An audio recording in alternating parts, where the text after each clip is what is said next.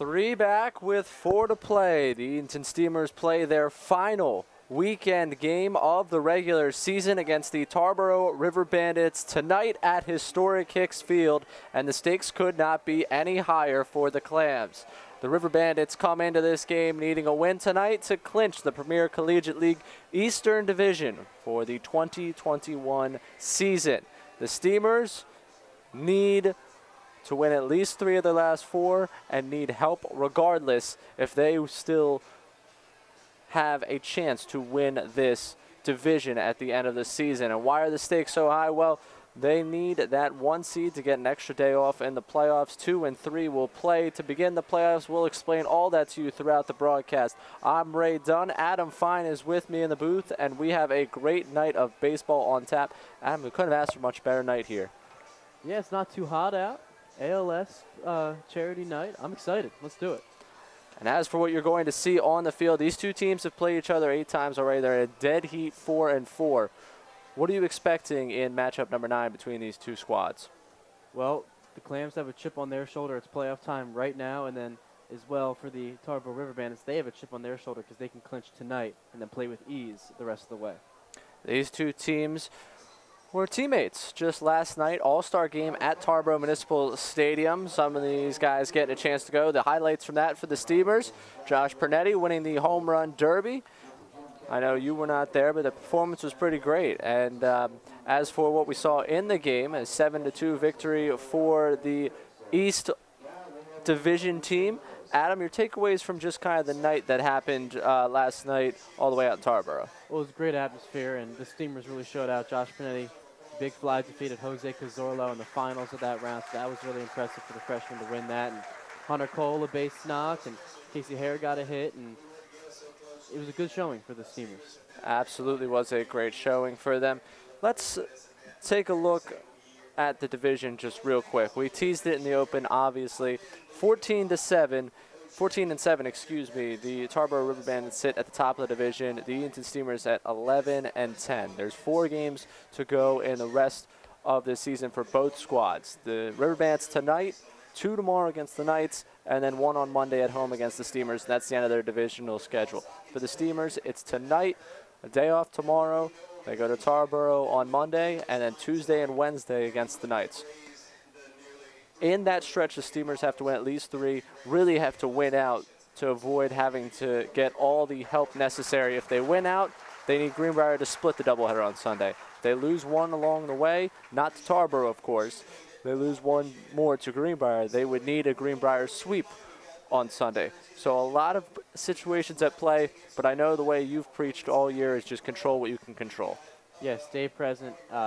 This game right now is the most important one. You can't focus on what's ahead or focusing on having Greenbrier beat the Tarboro River Bandits. All you got to do is take control of what you can control, and that's Jared Davis shoving on the mound, and the bat's coming alive.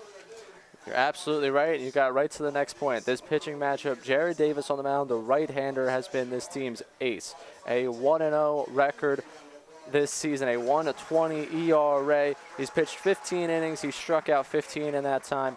What has made him so impactful this season? Location. It's just that simple. He's able to locate all 3 pitches, changeup, slider, and the fastball. That's what he was able to do against Peninsula, and one of the best sliders on the team. And so he's going to look to do that again tonight. He had a rough start against Tarboro the last time he came out, but rain wiped that game away, and so he's going to look to fix his mistakes here tonight. Yes, last time he started, we had the incredible rain delay call with the 2 of us, and we had a lot of fun in that one. Hopefully we have a lot of fun tonight. On the mound tonight for the River Bandits, it's Cole Vanderslice, and a Villanova guy, so you have the Big 5 rivalry. I know that the 2 of you are a little familiar with one another in that case, but going through the lineup for the River Bandits, Anthony Sherwin leading off at second base, Pete Cosentino in left field batting second, Jackson Cherry with the walk-off against the Steamers that looms large right now when you look at those divisional standings just a week and a half ago. Well, yeah, he was batting in the 6-7 area in the lineup most of the year for the River Bandits, and when you hit a big walk-off, that moves you up to 3. He got promoted, and so he's going to look to be that force, the best hitter, the 3-hitter tonight.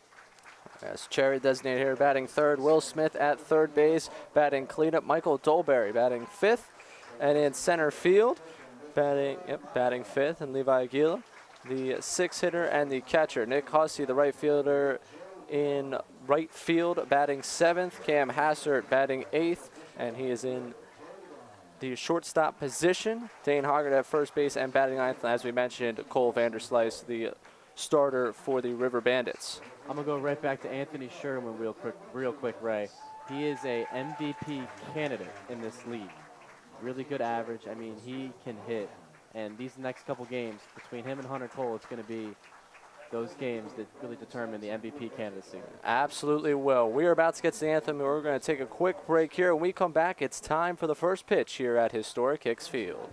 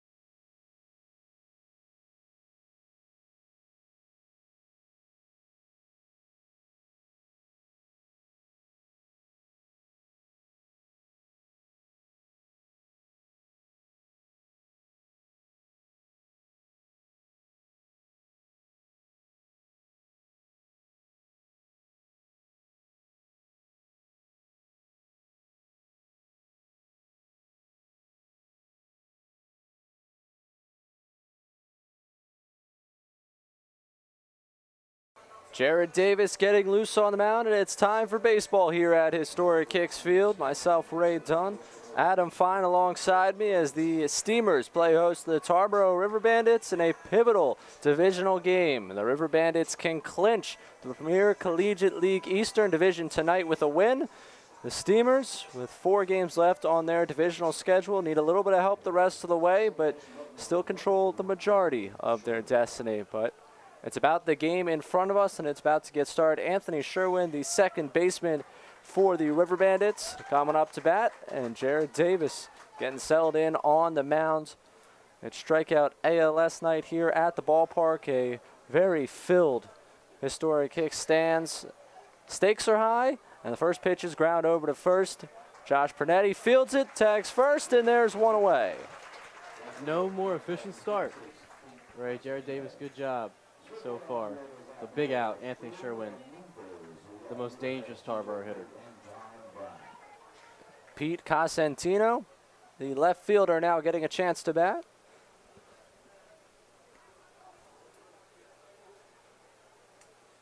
Davis 1-0, 3 starts, 4 games pitched, 15 innings this season, a 1.20 ERA.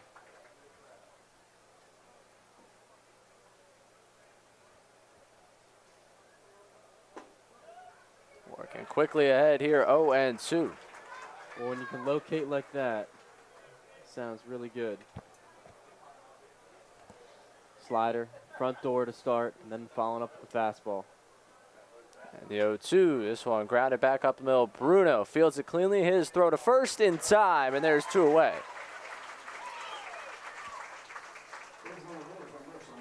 Good start, Jared Davis.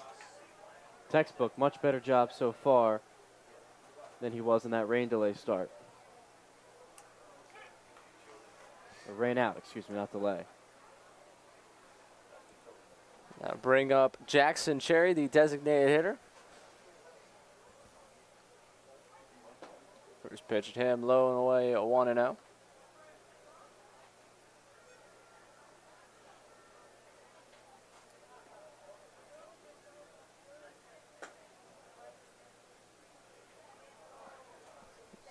Cherry, we mentioned in the open, the walk-off 2-run home run about a week and a half ago in the second game of the doubleheader at Tarboro, a game that obviously looks very big when you consider the lead that the River Bandits now have in the division this late in the season. Yeah, if the River Bandits end up winning the division, and it ends up being close, that is going to be the deciding factor. It was all Steamers that day.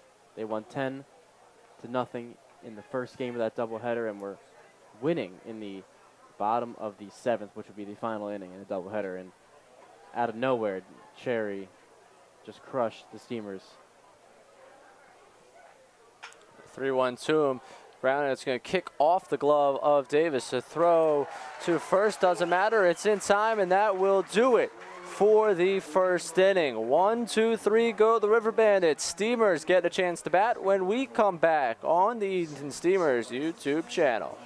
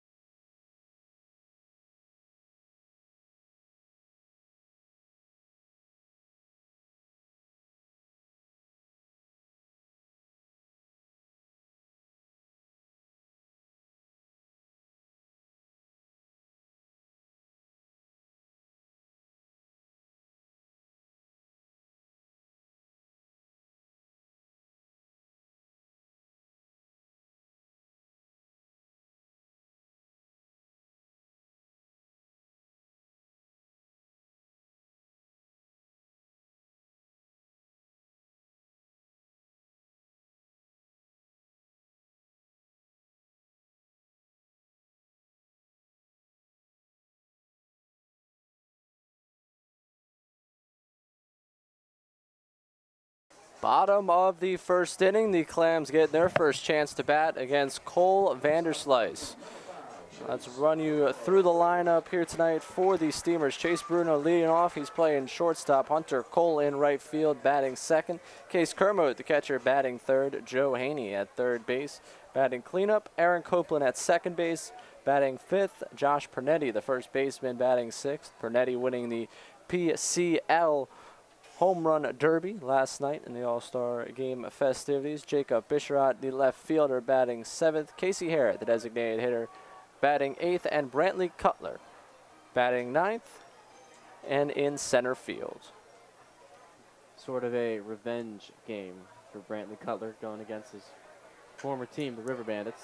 Bruno ground this one slowly to third. Fielded clean to the throw in time to get him, and there's one away. Well, just for Bruno, not quite Hunter Cole-esque with hitting that ball perfectly in a bunt type way. Hit it a little too hard over there at third. Hunter Cole coming to bat. And for Cole, he leads the team in pretty much everything offensively. He's hitting .327, a .443 on base percentage, 7 home runs, 26 runs batting. He grounds this one slowly on the first pitch. Good job by Vanderslice fielding his position, and there are 2 away. Well, 2 quick outs, but not the greatest barrels that we've seen, not the greatest at-bats that we've seen from the Steamers so far. You really want to make Vanderslice work,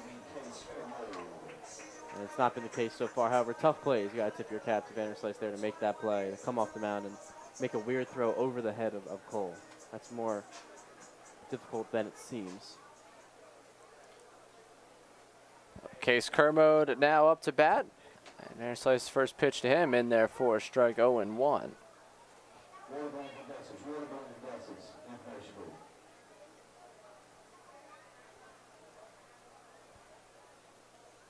Vanderslice, the right-hander from Villanova.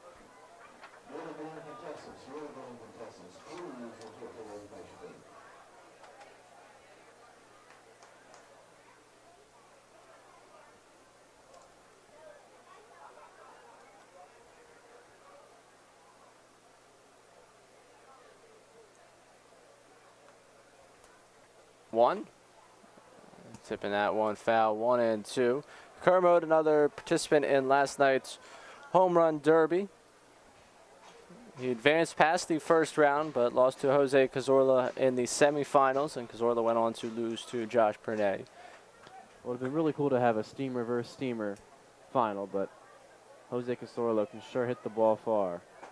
Thought we were going to get there as Kermode takes strike 3.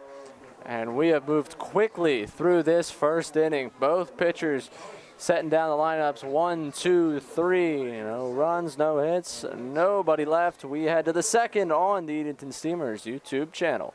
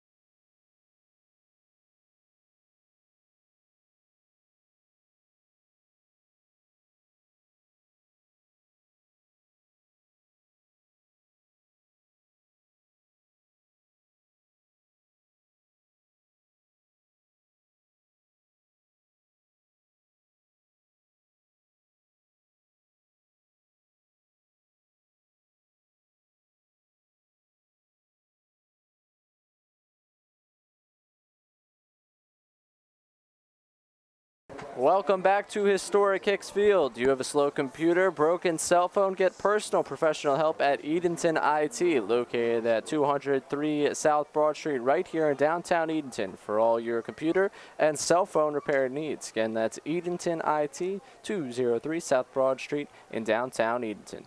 Jared Davis set the River Bandits down 1-2-3 in the first. His first challenge in the second will be Will Smith, the third baseman, as he takes a strike. It's 0-1. Quick strikes from Jared Davis. Must have a hot date after this. He's working quick. 0-1 bounced in there, 1-1. Beret the slider in his first time out. Well, not first time, but his last time out against the River Bandits. Not as sharp as it is tonight. 1-1 lined over to third. Joe Haney makes the grab, and there is one away. They call it a hot corner for a reason, Ray. Joe Haney making it look easy. That's a tough play to range to your left. Only one step. That ball was smoked by Will Smith. Haney taking the glove off. I think he's going to let the hand air out over there for a second. Yeah, that might hurt in the morning, but it's a good hurt. Feel good. It feels good in the moment. Exactly. Michael Dolberry, the center fielder, up to bat.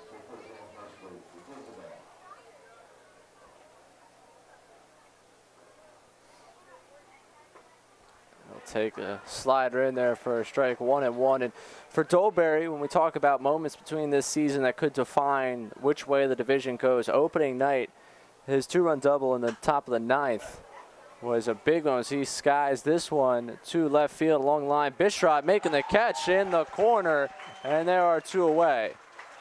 I think Dolberry thought that one was going to go big fly. Took a little light jog down to first, but Bishrot, foul territory. Once again, Ray, they talk about multitasking is tough. How about triple tasking?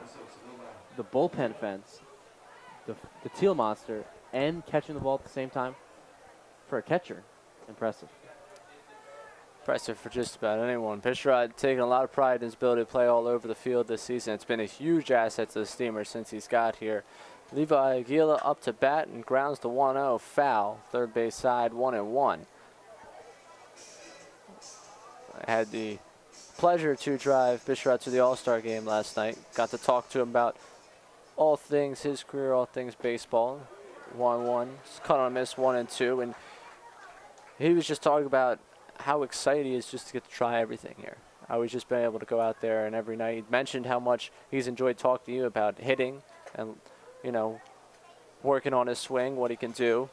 Yeah, I had a long talk with him after the most recent night here at Historic Hicks, and it was the type of thing we just kind of lost track of time. We were just talking about the mental side of the game and certain things like that. Obviously mechanics, but we really clicked when it came to the mental side of the game and kind of what self-talk is important to work on your swing or to turn the page on a bad night or just things like that. And he's going to start writing down his at-bats in a notebook, he said, and that really helps not only just remembering certain what feels you might have or what pitches you saw, but also just like to turn the page and move on to the next at-bat.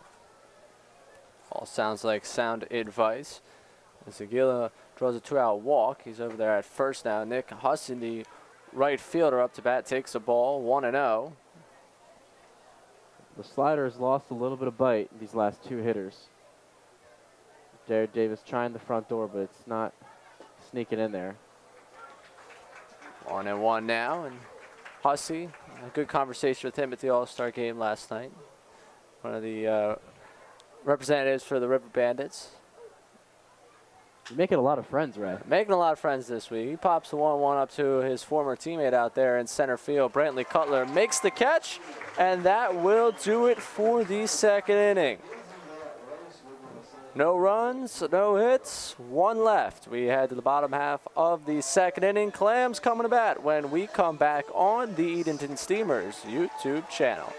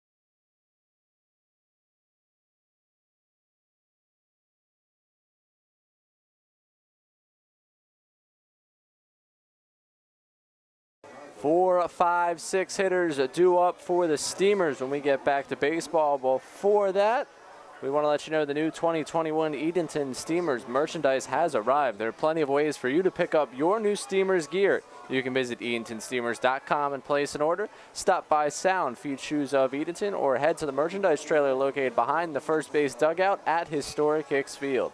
Thank you for your support and repping your Steamers gear. Cole Vanderslice finishing his warm-ups for this inning. And he will get a chance to face Joe Haney, Aaron Copeland, and Josh Pernetti.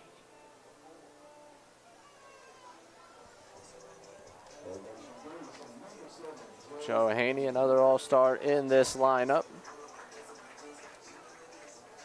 has been in this cleanup spot for the better portion of the last couple of weeks.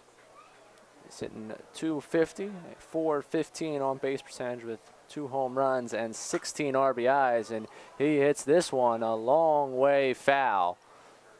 Heads up if you're playing cornhole in the beer garden. Man, that's a barrel if I've ever seen one. A loud way to go down the count, 0-1. Yeah, I'm not expecting another fastball this entire at-bat, maybe for the entire career of Joe Haney after that one.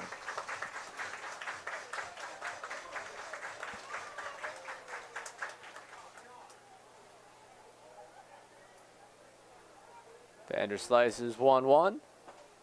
Cut on and miss, 1-2. Well, I guess you could throw the fastball, just leave it on the outer half. Don't put it in Haney's wheelhouse there. And he's going to have to battle in this at-bat.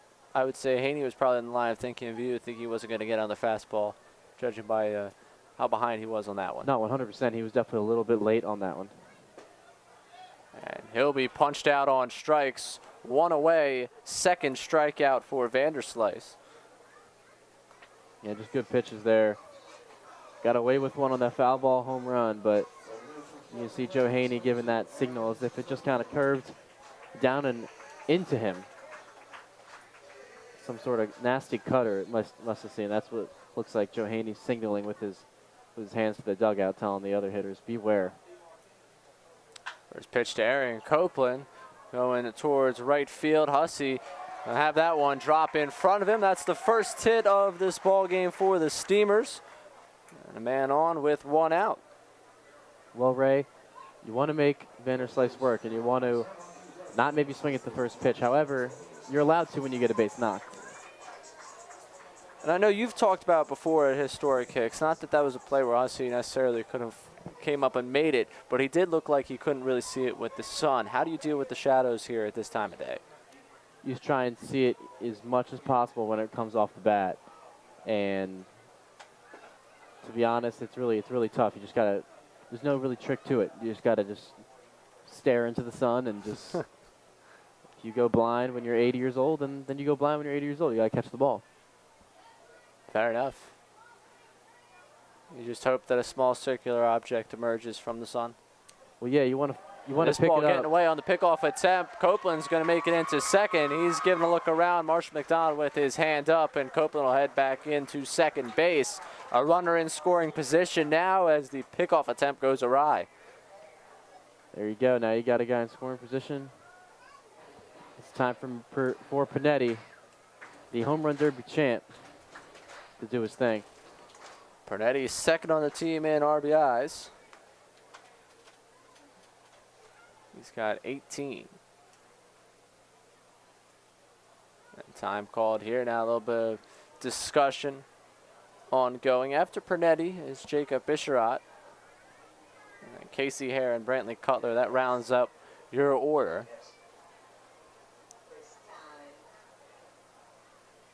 He's pointing to that umpire, pointing to the River Bandits dugout, saying that's number 1 for visits. We've had some run-ins with some problems with that in Tarboro. Vanderslice looking back at second base. 0-1. Tipped 0-2. Well, we haven't seen much of Vanderslice, but so far what I've seen tonight is he might have a changeup and then a cutter. So you got 2 pitches that look like a fastball, but then cut in opposite ways. So not only are you going to have to be worried about that fastball that, you know, mid 80s, but then you have to worry about something high 70s or low 80s that cuts away or into you. That's always tough. We saw that just there to Pernetti. That's the way to get weak barrels and rollovers. We saw that with Bruno and Hunter Cole.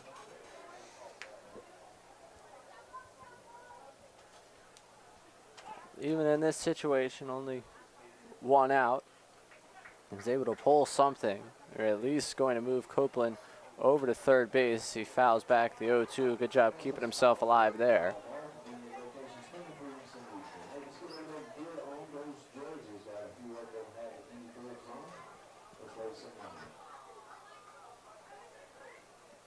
I'm surprised at how far in from here it looks like the outfielders are comparatively to the way some guys play historic kicks.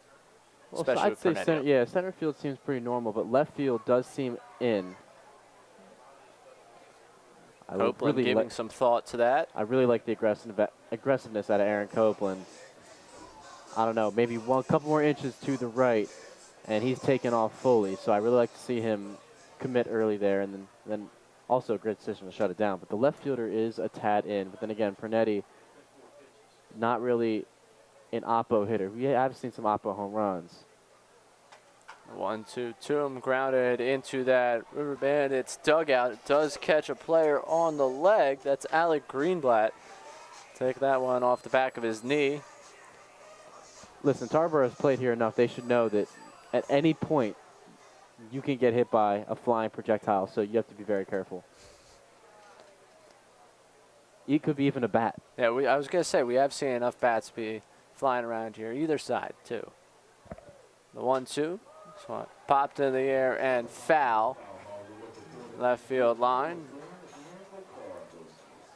Well, we talked plenty about how Pernetti's doing a much better job with 2 strikes, fouling pitches off and staying alive. Case in point right here. And again, just put this ball in play. If he's able to pull a fly ball, you're going to move Copeland at least 90 feet away. Yeah, worst here for Pernetti. At least move Copeland over to third. 1-2. Takes that one. 2-2. There's that cutter. Pretty nasty. Started over the plate. Vanderslice wanted that one.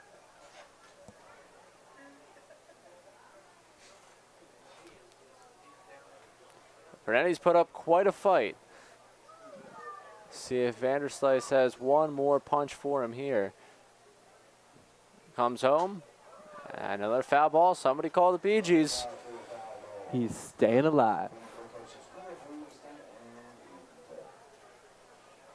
And he's just waiting for Vanderslice to miss his spot. Everything else is just spoil it off to the parking lot. I'm waiting for one in the picnic area. I can say my joke for once.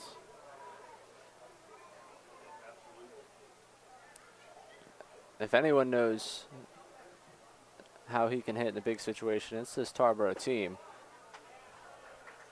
The walk-off grand slam against them a week and a half ago. Yeah, I bet you, I promise you, they will not forget that, no matter what. Now a full count to Pernetti.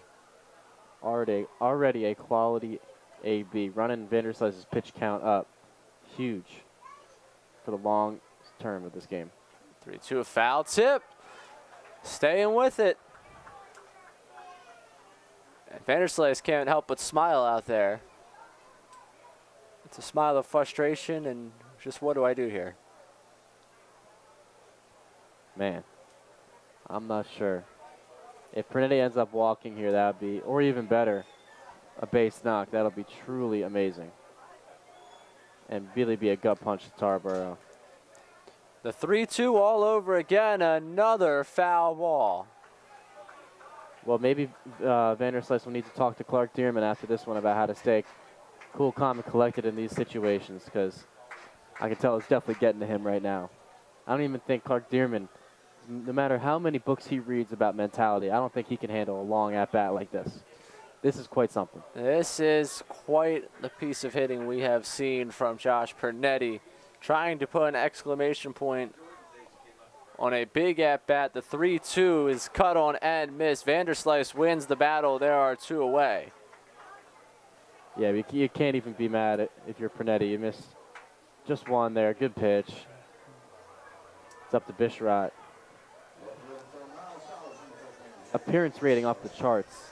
I know you're looking at that. Look at that. So we got the black arm sleeve, teal tape. Now we got the white right batting glove, black left batting glove, black leg guard. So we're matching with the new unis. Got the teal stripe, you got the gold stripe, the black. It's just, I can't get enough. First pitch to him, catching the inner portion of the plate, 0-1. And those uniforms tonight, the ALS Foundation uniforms, donated by Dr. Frank Taylor. We appreciate it. And tonight, if you're wondering why you see, or excuse me, you're wondering about the umpires and why we have 4 as compared to normal. All 4 want to be a part of tonight's festivities, be a part of the foundation. They've donated their paychecks tonight to the foundation. So the umpires doing a great thing tonight. Everything going to support the ALS Foundation. All these uniforms we auctioned off following the game. Bishrod found this one off. And it's all going to the Jim Catfish Hunter ALS Foundation. One of Northeast North Carolina's own.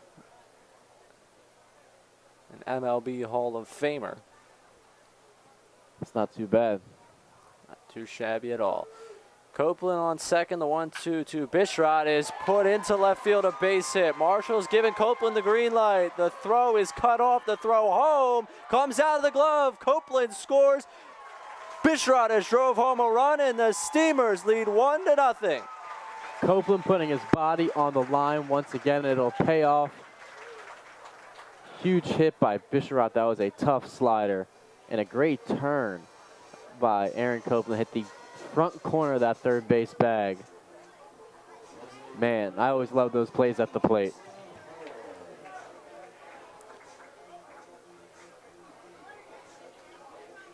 Time and time again, it has been Aaron Copeland putting his body on the line. Just the other night, colliding with the wall, trying to make a grab out in left center. Tonight, coming to the plate, trying to score, and he gives the Steamers a 1-0 lead. And Jacob Bishrod, it's a nice poke. Yeah, I mean, we talked about earlier, his swing was feeling a lot better at the All-Star game. And BP is looking a lot better, and case in point, good rip. Casey Hare now batting. He skies this one to left center. Dolberry out there to make the grab, and that will do it for the inning, but not before the Steamers put one on the board. A run, 2 hits, and 1 left. We head to the 3rd inning here on the Edenton Steamers YouTube channel.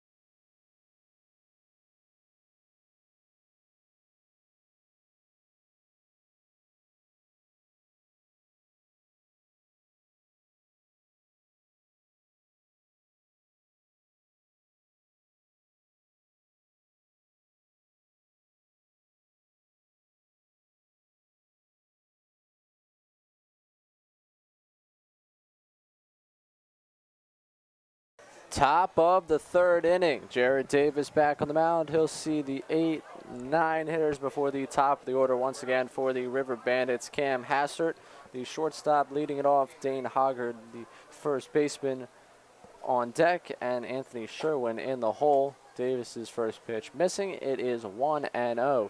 And if you were just joining us, you missed the Steamers get on the board in the bottom half of the second inning. A single from Jacob Bisharat brought home Aaron Copeland. That is the 7th run batted in for Bisharat this summer.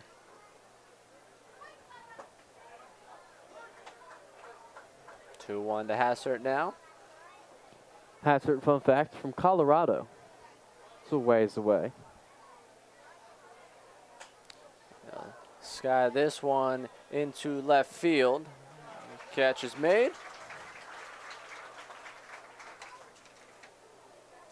And there is one away. Mr. Edenton looking good out there. And a good pitch by Davis getting that jam shot out of Hassert. So we've got some adjustments made defensively as Bisharat diving out. Bruno's going to get to it, trying to make the throw. Not in time. It's a base hit. The first hit of the night for the River Bandits. We've had some things change up in the field. Copeland has been removed from the game. He slid into home. There's a bit of a collision between him and the catcher on the slide. He came up a little bit slow. So it's led to a bit of a defensive shift as Jared Davis is starting against Anthony Sherwin. It's 1-0. So Well, Bisharat moves from left field to third base. Hunter Cole is moving from right field to left field. Jackson Hipp has entered the game in right field. Joe Haney, who was at third base, is now at second base, and that's where Aaron Copeland was. Exactly. For injury or not, the strategy of putting Bisharat at third for his tall body on that diving play that he had in the hole. Marshall McDonald had the right idea, because I don't think Haney would have been close to that at a smaller frame. However, just hit a tad to Bisharat's left. That would have been pretty cool if Bisharat made that play. So we But talked last inning about Bisharat getting an opportunity all around the diamond. Seeing it right now. We're speaking a lot of things into existence tonight. We hope Copeland is all right, but Yeah, that the is way all. he's been swinging it, the Steamers are going to need him to be healthy for the playoffs. Sherwin fouling this one off 2-2, and you're not kidding. He has really figured out over the last 2 weeks. Hitting just around 300. Nice bounce back from a tough go of it in the middle part of this season. Raises average to 225. The 4 home runs and 10 RBIs. Throw over.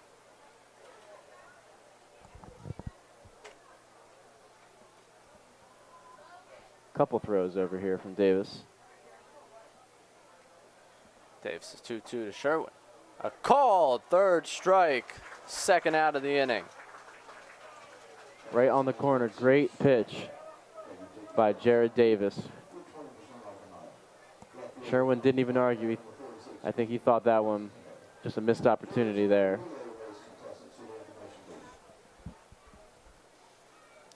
Pete Cosentino, the left fielder, grounded shortstop his first time up. Davis's first pitch to him. He's going to let self in through the front door, 0-1.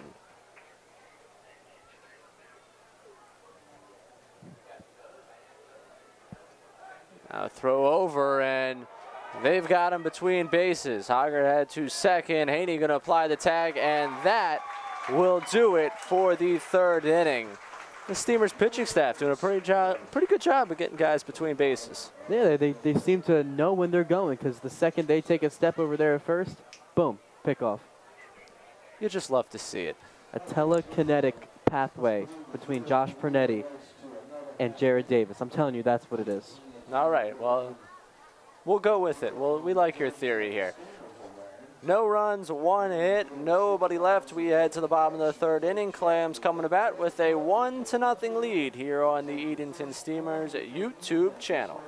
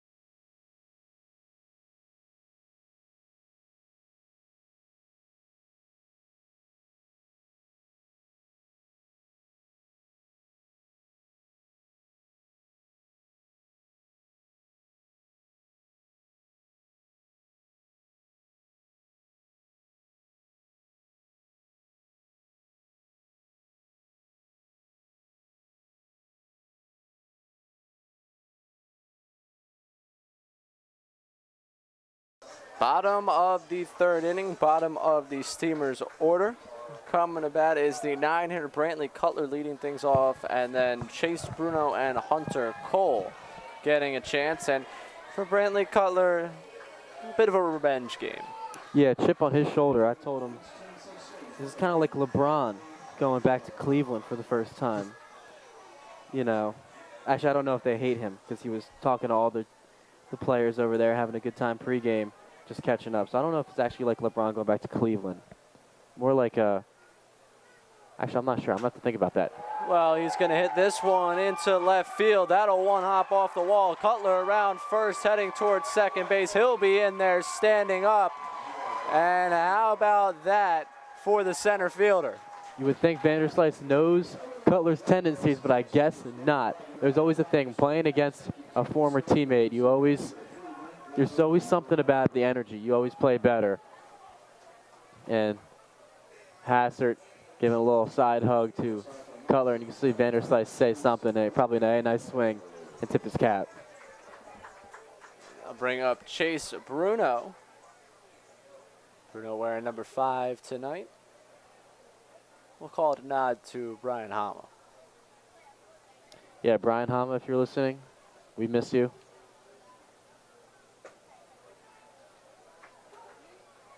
Bruno grounded out his first time up.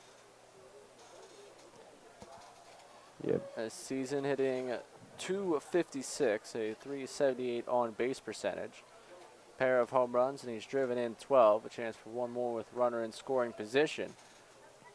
And count 2-0. Sherwin trying to hold on Cutler there at second base, leaves a wide open hole in between first and second for Bruno to exploit. And he needs to hit there anyways just to get Cutler over. So I'm just looking for anything away if I'm Bruno.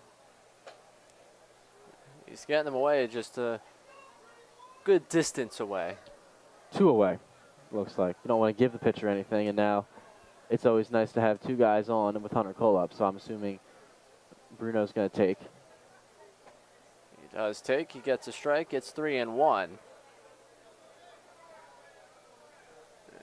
Cutler and Sherwin still chatting it up out there at second base. 3-1 in there, and count run full now. Vanderslice the chance to come back and retire the first batter of this inning. Yeah, a lot of confidence to go with 2 fastballs right there, especially to a hitter that likes to swing.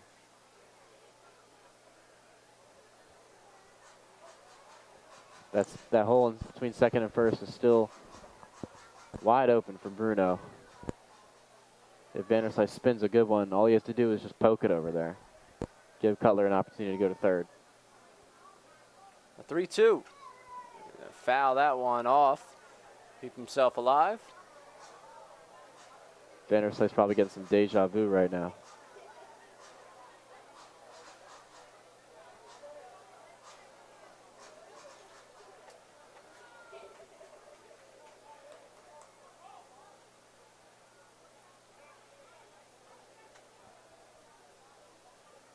Try the full count offering one more time. Vanderslice coming home. This one fouled off. First it was Pernetti working a really good count in the previous inning. And now Bruno has done so well that it's going to require a visit to the mound. Yeah, I mean, Bruno, understanding Tarboro, you got to understand your opponent. Understand that they have a really important need to have mound visits all the time. And by fouling off pitches there, not only does that keep him alive, but leads to a second mound visit. And now, as you can see, the umpire motioning number 2 over there to dugout. So I'm going to give Bruno credit for that one. Why not?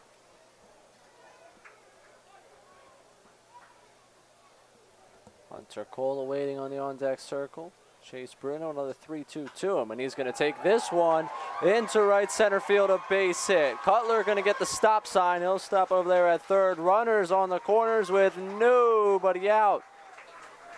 Phenomenal swing by Chase Bruno. That's a professional at-bat right there fouling off the pitches that he didn't like, and then finally gets one that works, and he barrels it to right center. He's really coming into his own. We talk about Pernetti and Haney starting to figure it out, but Bruno on another level in July.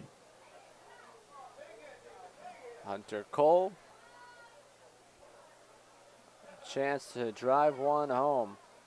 Vanderslice's first pitch to him is cut on and missed. Changeup. I don't know why Hunter Cole would think anything else at this point for a first pitch, especially with no one out, guys on. Changeup is potent to lead to a ground ball. 0-1, ground ball over to first base. That'll get through. A base hit. Bruno around second. He's going to third. Cutler just trotting on home. It's 2-0 in favor of the Steamers. Well, they'll trade places, and Hunter Cole always putting the pressure on. The first baseman knows he has to work quick with Hunter's speed, and it just got the best of him there. And the Steamers can have a chance to really break this thing open here in the bottom of the third. Case Kermode struck out his first time up. Chance to do some damage for the catcher. Not too certain himself going through that one. 0-1.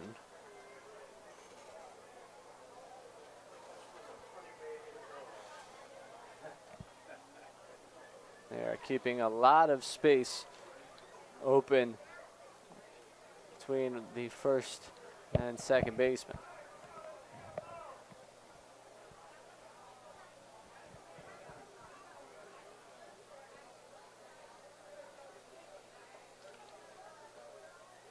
One from Vanderslice. Cole going, and he'll snag another bag.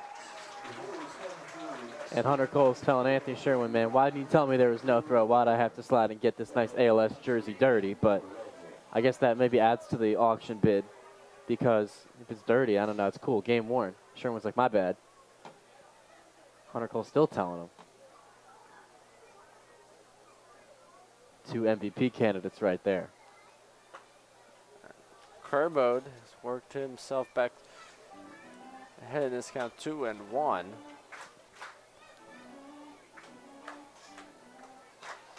Hunter Cole traditionally has the dirtiest jersey by the end of a game. Him and Aaron Copeland, especially. Yes. 2 in scoring position, the 2-1 to Kermode in there for a strike, evening up at 2.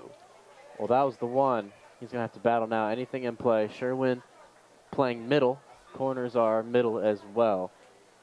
And I think Hassard's going to make his way up to middle territory here.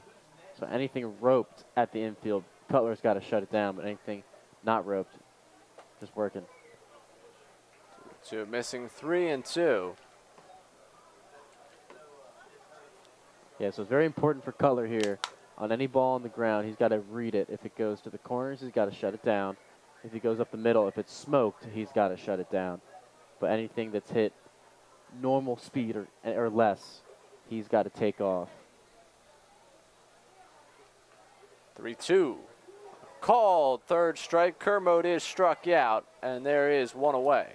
Yeah, and a deep breath by Vanderslice. Sigh of relief. A phenomenal pitch. That was huge. Save this game for the River Bandits. You got Haney looking his first time up.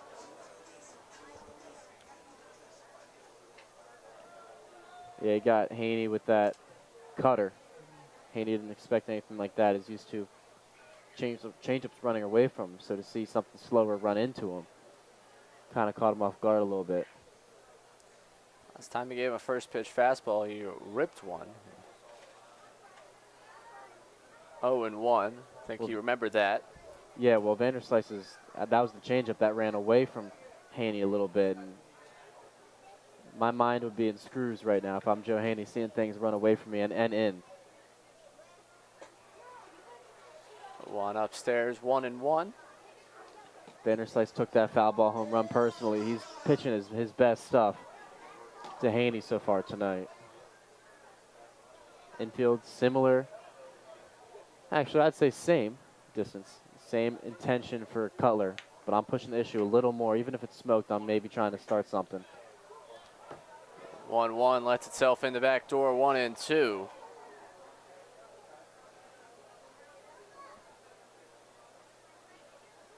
Haney going to have to do his best to protect here.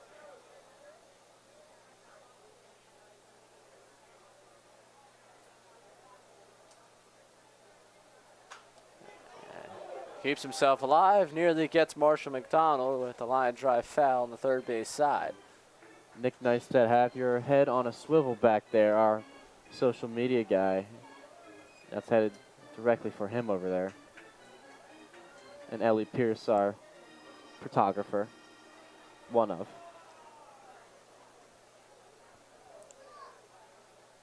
It's always a fun group, the extended group that hangs out around the dugout during games. A 1-2 to Haney, and this one headed back for the houses across the street.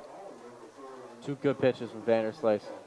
Haney can't really do much with stuff on the corner like that, so he's just fouling them off, kind of like what Pernetti did. The second Vanderslice misses his spot, Haney will make him pay.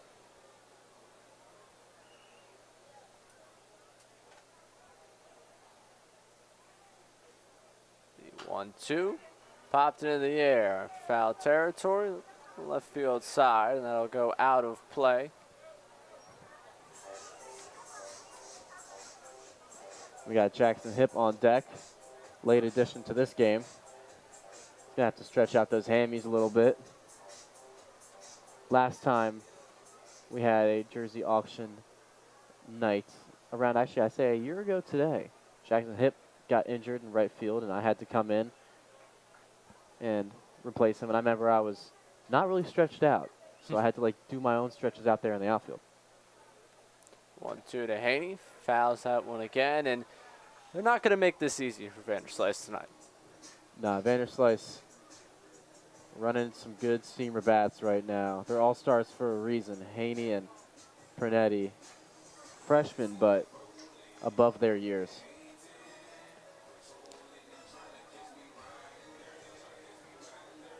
Hunter Cole on second, Chase Bruno on third. Brentley Cutler opened this inning with a double.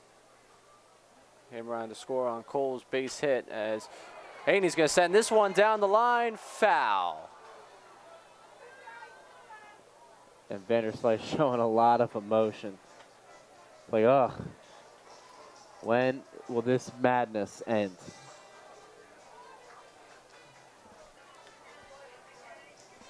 Haney's like, when is he going to miss his spot? I think off the bat he really thought he had something. So it did not miss by much down the left field line. Yeah, the fans were loving it too. We'll do it again. The 1-2 one more time. Vanderslice's pitch, low. 2-2. They still got another ball to work with. Man. And all Haney needs to do is just put it in play. Doesn't need a base hit. The 2-2. Fouled back. And Haney, the frustrated one there. Vanderslice missed his spot. Put that right there for Haney. Just a tad late. My goodness, Ray. We're going to be here all night. We talked so much about how quick that first inning went. That's always how it works.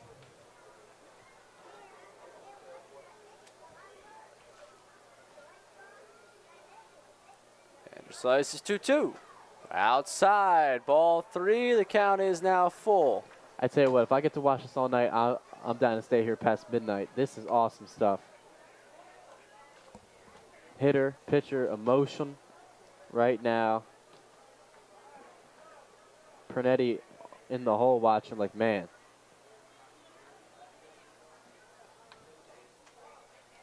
Haney, one of the best on this Steamers team at drawing walks. I was going to say Tarboro is known for fouling pitches off and making the Steamers pitchers work. So, karma in one way. Oh, how the turntables have turned. I'm not superstitious, Ray, but I am a little stitious.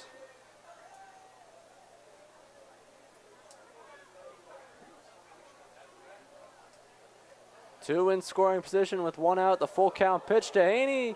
Hits him. A rather anticlimactic end to an incredible at-bat. Well, yeah, and then you can see Vanderslice and Haney kind of joking with each other, and I think Vanderslice is definitely saying, like, hey, if you're going to make me work that often, you're getting one in the leg. And here we go with a third mound visit. This could be it. But I don't see anyone in the pen, so looks like it'll just be a little chat. Honestly, I need a breather after that one. Yeah, give everyone a chance to reset, think, kind of understand what they just watched, as Jackson Hipp will get his first go-around. Aaron Copeland was originally hitting in this spot. Copeland was at second base, and he got the Steamers' first hit of the game in the second inning, a base knock. He ended up coming around to score on Jacob Bistrat's single. When he slid in to score, he ends up colliding with the catcher and comes up slow, walking back to the dugout. We don't see him in the field the next inning. A lot of changes around the diamond. Jackson Hipp is now in right field playing, as you just watched Sam McClam entertain the way he does best. Well, listen, Ray, I'm having a good time up here, and I'm down to watch those at-bats and have this game go forever. But Sam McClam is ushering Tarboro head coach back to the dugout there. I think he's had enough. He must be busy after this game. I know he's got a hot date later tonight. Hipp going to take a strike, 0-1 with the bases loaded. Sam McClam, part of that dugout crew. The extras on that, behind that second brick wall. Not quite players, but a lot of fun people over there. Always good to see Sam McClam. I'm sure he'll stop up here in the press box at some point tonight. It's hot in that suit. Sometimes you need some good AC. The 0-1 grounded over to second. There's one. And they'll get him at first. So the Steamers had the bases loaded with one out, and a ground ball to short turns two.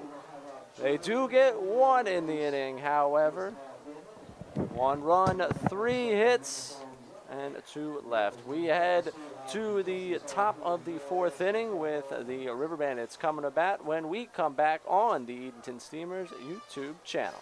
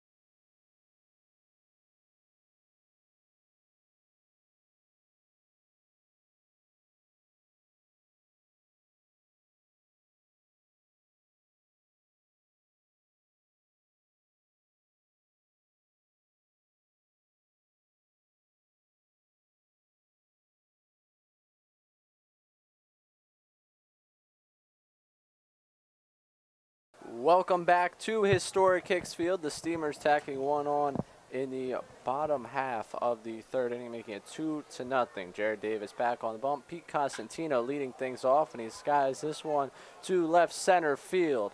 Hunter Cole working on the track, makes the catch, and there is one away. Hunter Cole doing a great job, running to the spot, chopping his feet, and making the play. That's what coaches preach. You don't want to, they say, coast to the ball when you don't have to, and just running to a spot is good stuff there. I'll bring up Jackson Cherry, the designated hitter who grounded out to second his first time up. 2-3-4 due up in this inning. Cherry, the 3-hitter, grounds this one over to first base and foul. Well, Jared Davis's pitch count is already low, but Tarboro looks like he wants to make it even lower. Back-to-back first pitch swinging.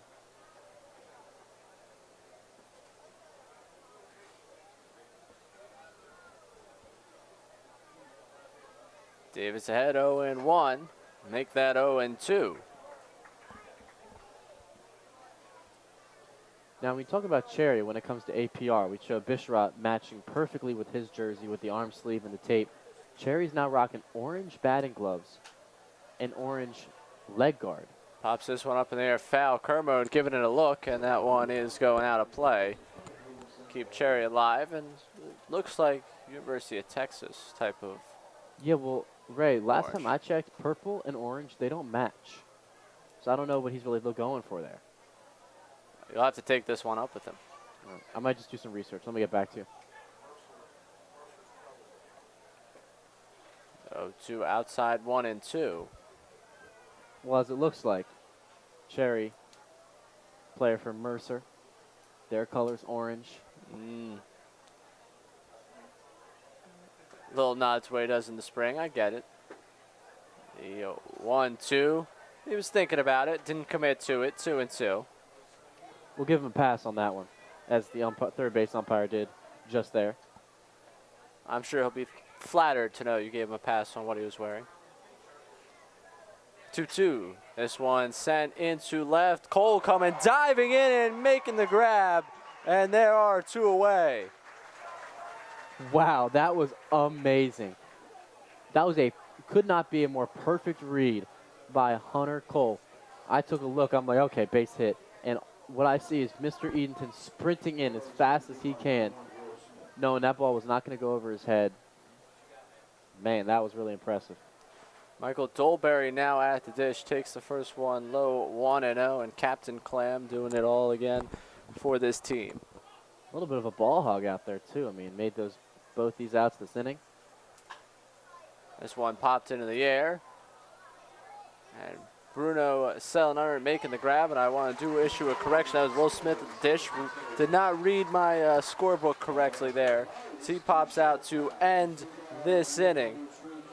1, 2, 3 go the River Bandits. We head to the bottom of the 4th inning when we come back on the Edenton Steamers YouTube channel.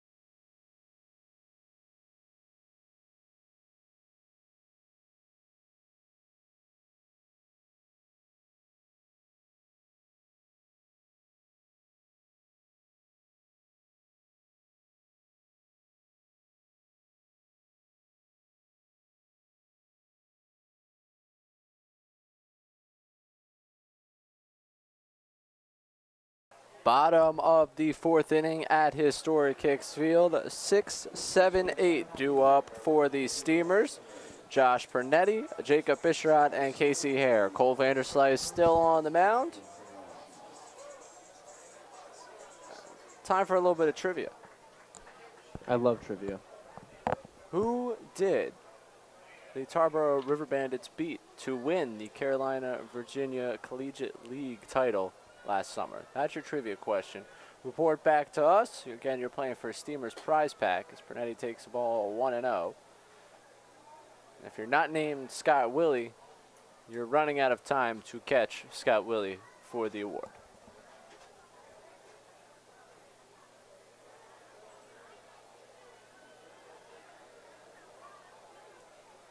Go to Pernetti, cut on and missed, 1-1. And once again, we are disabling all of your game changer accounts for this game.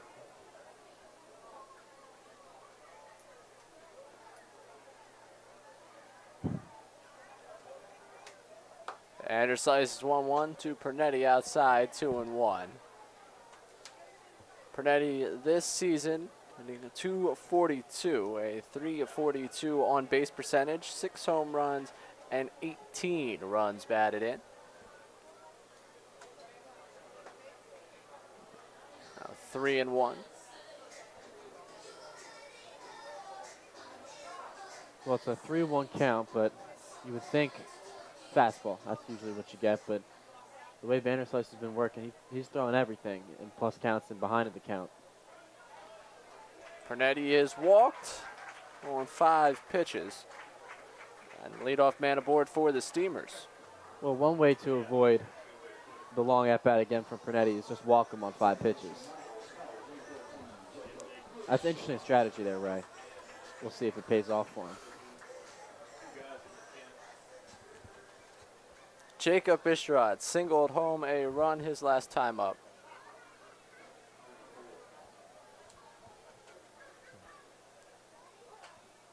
Foul off the first pitch to him, 0-1.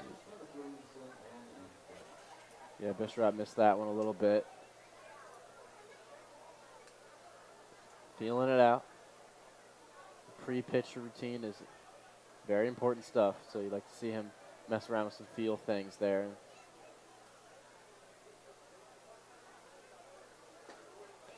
And the count 0-2.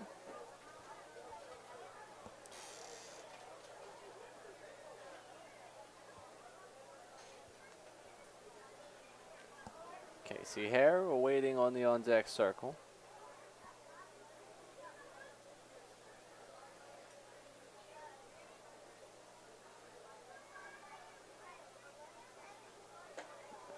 Bishrod cuts on and misses the 0-2. He is struck out. There's one away. Yeah, the high cheese, tough to lay off. Bishrod wants that one back. Casey Hare flew out his last time up.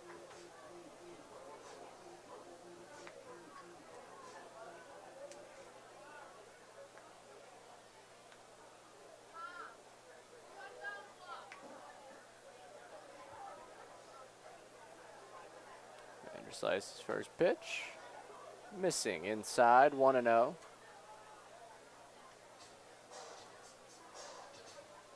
They're hitting a 244, 420 on base percentage. Home run and has driven in 10. A chance to take the night off in the field as he grounds this one through the hole, a base hit into left field. 2 on with 1 out. Brantley Cutler coming to bat. Well, one of the good things that Casey Hare has done a much better job of these past couple of weeks has been hitting the ball the other way. And this hasn't resulted in many hits for him, but eventually it always translates to hits pull side as well. And you see him getting paid there with a nice base knock.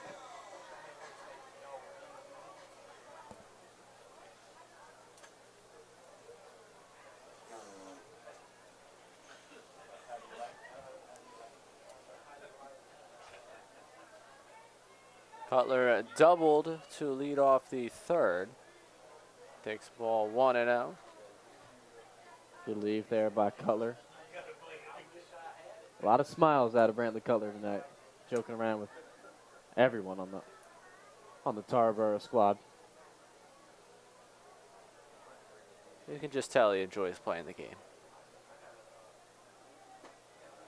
Takes the 1-0 in there, 1-1.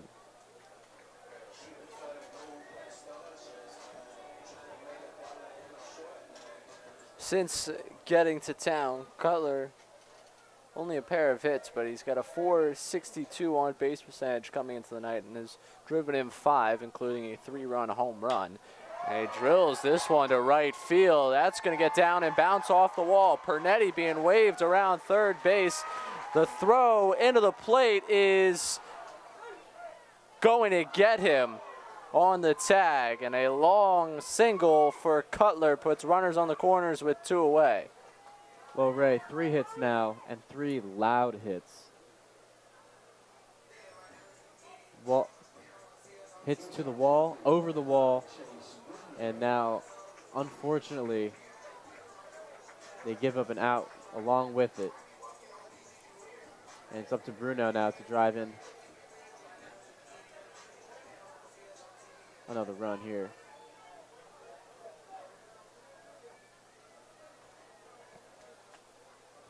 Hope Pernetti's okay. He was limping a little bit off that, but he seems to just be a tiny bruise. He'll walk it off and be all right, looks like.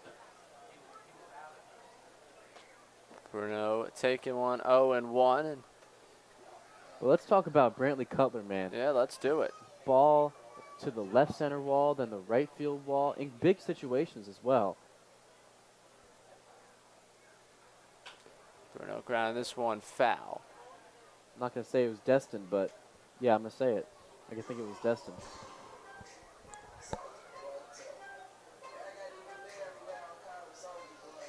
Harris standing over at third. Cutler on first. Bruno down 0-2.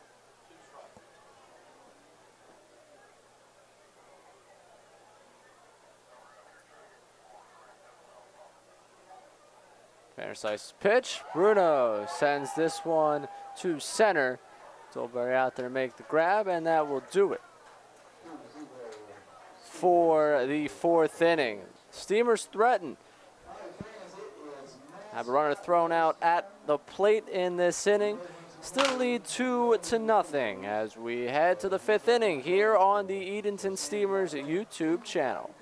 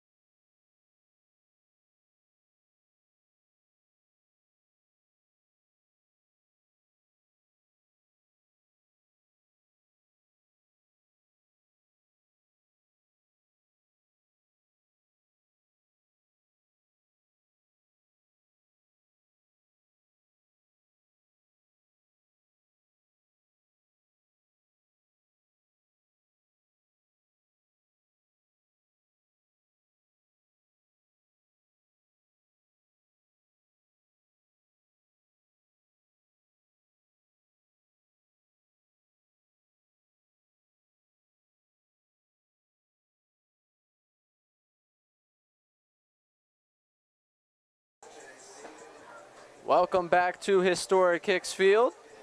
Before we get back to baseball fans, summer is here, and you know what that means, graduation parties and cookout season. Bill Gardner's Biggs Party Tent is the perfect place to host your next get-together. Schedule a picnic before the game for your next birthday bash, graduation gathering, or business rendezvous. It's the classic choice for family summer fun. Call the office at 482-4080 for more details. Thank you to Bill Gardner and Biggs Cadillac Buick GMC for their support of the Steamers and sponsoring our newest addition to historic Hicks Field. Jared Davis, first pitch of the 5th to Michael Dolberry's ground to chase Bruno, and there's 1 out. Love me some good efficiency there, Jared Davis. I guess it's because the Olympics are on, but his time in tonight's game, all time, when it comes to Steamers pitchers this season. Aguila up to bat. This one fouled off, 0-1.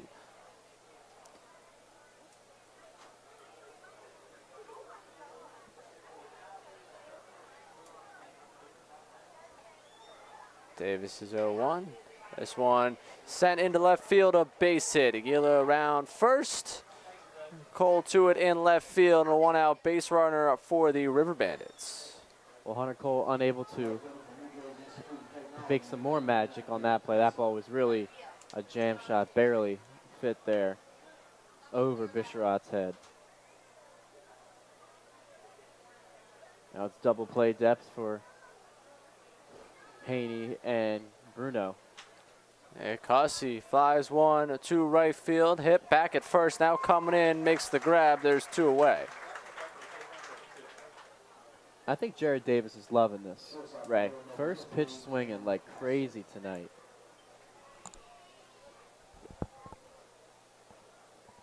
Cam Hassard, the shortstop, flew out to left his first go-around.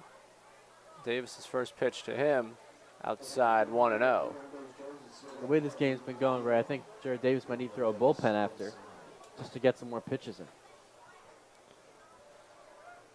I wouldn't be surprised.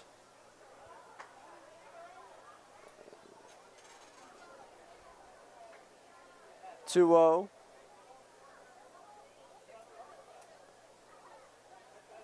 Davis looking over at first and quickly coming home 3-0. Well, just as I say that, we'll get his first 3-0 count of the night. Welcome to the broadcasting world. This is what we do to guys. 3-0 in there for a strike, 3-1.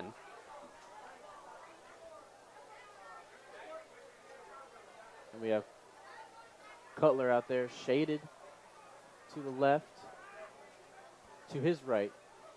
You might know a thing or two about Cam Hassard. The 3-1 flown into the air to center field.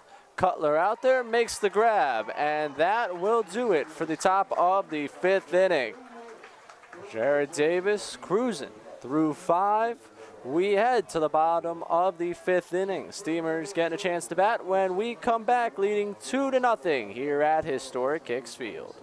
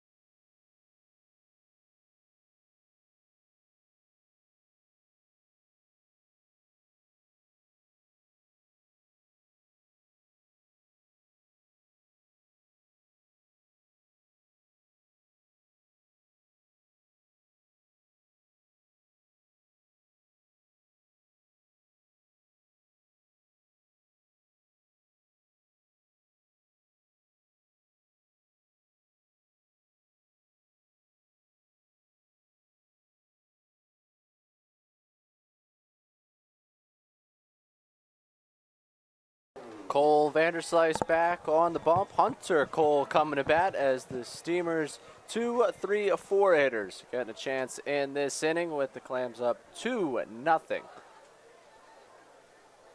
And what is a pivotal divisional matchup. Vanderslice's first pitch outside 1-0.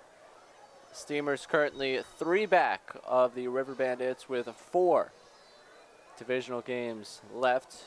That includes this one, so after tonight, just 3. And Tarboro can clinch with a win here tonight They trail by 2 right now. Well, the way Jared Davis has been pitching, looks like Tarboro River Bandits might have to wait to clinch the division.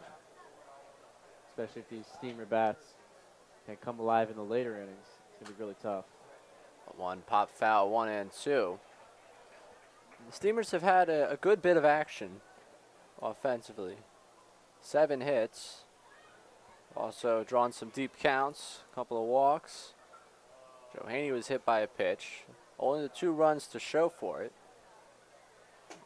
1-2 up and away, 2-2. And one of the biggest stories out of tonight so far, Brantley Cutler making the most of his revenge game against the River Bandits. 2 balls to the wall. Different walls, using this, added to his spray chart. 3-2 now to Hunter Cole. Vanderslice pitch count through the roof for the 5th inning. A lot of 3-2 counts. And I know for a fact that Hunter Cole is not going to go down without a fight. Full count pitch to him. Outside, ball 4. Cole has walked, leadoff man aboard. Well, I'll tell you what, if Hunter Cole steals here and there's no throw down to second base, Anthony Sherwin is going to make sure to tell him this time, hey, no throw, no throw. So Hunter Cole doesn't have to get that ALS jersey even more dirty. I think that drives up the price or down the price for the auction? Up. Up.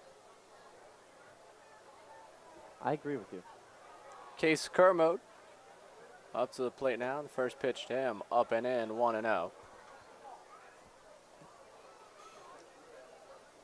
I don't think he's quite going to get there. Home run totals for a double-double on the season. 15 steals, including the 1 tonight. 7 on the season in terms of home runs. As Kermode cuts missed that 1-1. But still, in a season where you're only going to end up playing 37 games, wow. Yeah, I mean, still extremely impressive. Just leading the team in home runs and steals, regardless of what those numbers are, is something really worth noting. 1-1 fouled, 1-2. Kermode trying to iron things out tonight. A bit of a rough start for him at the plate. A pair of strikeouts looking.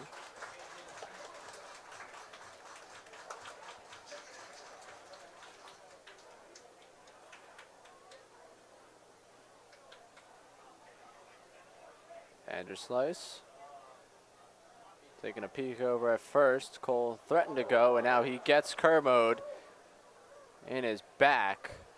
2 on with nobody out. Well, athletic trainer Courtney, if you weren't already busy, Case Kermode's going to be in there a couple more times now. That one looks like it hurt. Got him in the upper back. That was a part of him that was hurting when that eye collided with him early on in the season. He had to really work out that upper back. So any type of blow up there definitely hurts. He's shaken up a little bit. He's going to take a second over at first base, and Aaron Copeland has already left this game after sliding in to score the first run of the night for the Clams. He was removed. A shuffle of the deck brought Jackson Hipp into the game, who's been dealing with a hand issue after being hit by a pitch.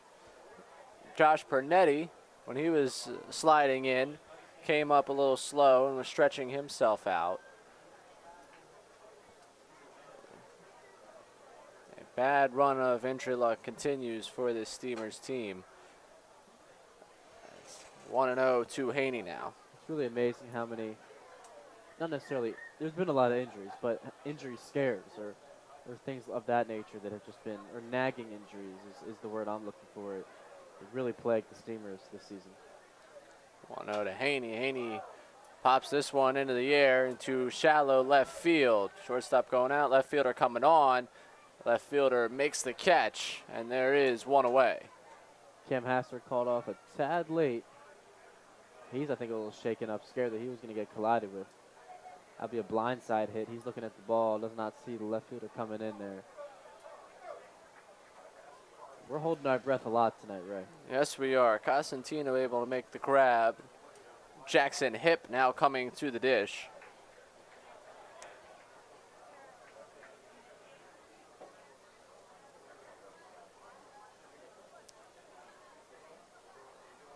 Cole headed towards third, and he's going to get in there, sliding Kermode into second, following him in 2 in scoring position with just 1 out. Well, this makes Jackson Hipp's life a lot easier. Now all he has to do is put a ball in play. Hunter Cole all over the place, getting even more dirty. We should just auction off his pants, his cleats, his helmet, arm sleeve. My goodness.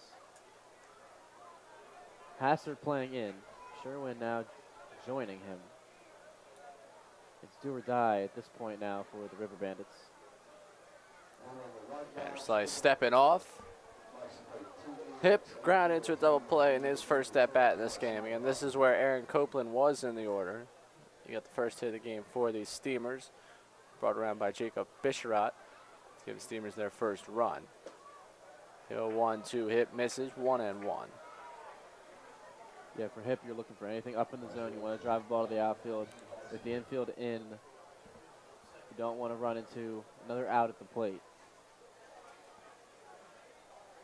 1 has already been today, and that 1 is too many already. And Hip sends this one to right field. He tosses the bat because he knows that ball is gone. A 3-run home run for Jackson Hip has made it 5-0 in favor of the Steamers. Well, Jackson Hip, when I said hit a ball to the outfield, I didn't mean hit it over the fence. Add a little flair, 3-run shot, let the hair flow, baby. You just broke this game open, Jackson. Jackson Hip's second home run of the season. He's now driven in 16, and he's given the cushion this Steamers team was looking for in a big Saturday night matchup. That will do it for Vanderslice. Oppo Taco on a Saturday. Taco Tuesday on a Saturday? Man. Not bad for a guy who was in the starting lineup, coming in, having a home run to chase the starting pitcher in the bottom of the 5th inning. Yeah, well, I'm not going to say that Aaron Copeland should be in the game because he definitely should the way he's been playing, but it looks like it worked out, at least for the time being. Hopefully, if Copeland ends up being all right, kind of advantageous for the Steamers. Well, we have a pitching change on the mound, which means we're going to take a step aside. We're going to come back, tell you about the new man on the mound for the River Bandits. The Steamers have broken this one open. It's 5-0 in the bottom of the 5th inning. We'll be right back on the Edenton Steamers YouTube channel.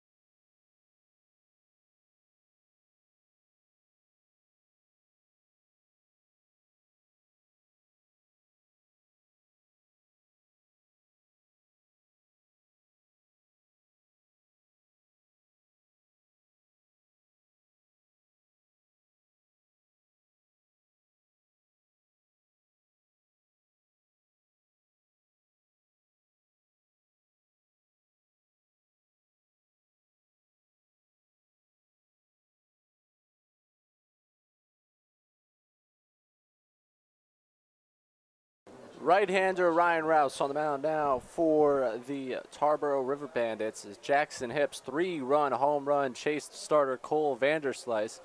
Made it 5-0 in favor of the Steamers. Josh Pernetti up, takes the ball outside, 1-0. Pernetti so far a strikeout and a walk That walk was after he had struck out on an incredible at-bat. Kind of a bit of justice. He goes a 12-pitch strikeout and a 5-pitch walk. Pernetti has seen it all tonight. The 1-0 to Pernetti. Got on and missed, 1-1.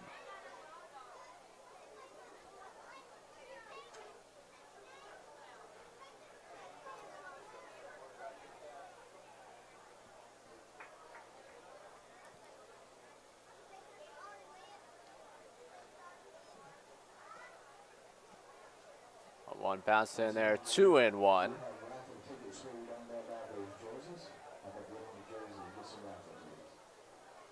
Just good to see Jackson Hipp knocking that one out. He had been out of the lineup a couple of days, just dealing with prolonged pain in that hand that he was hit when the Steamers traveled to play the Twins at Fuquay Arena.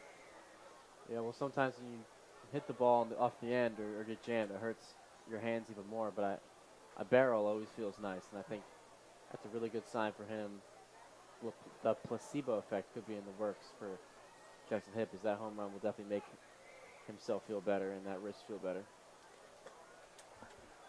Their full count to Pernetti. Full count to Pernetti. What's new tonight? Third time up at the plate. Third time he has gotten himself into a 3-ball count.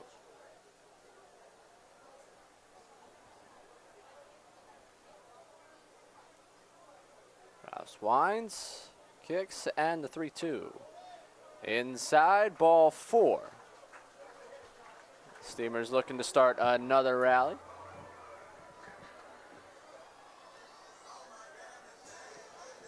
Bishrot's got a chance to make up for it in this at-bat. Chase the high cheese in his last at-bat, and now we'll have Jacob Mustang coming on in.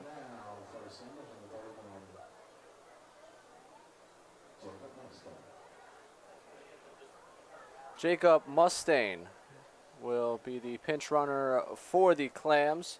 Replace Pernetti. Again, we mentioned Pernetti thrown out at the plate in the 4th. Came up a little slow, was stretching himself out. Draws the walk here, and I don't think they want to risk anything with what we've seen from the Steamers this season. He's been a busy boy, Ray. Home run derby champ. Got a hit in the All-Star game. He needs a little time to sit down and relax. Well, he's been granted it.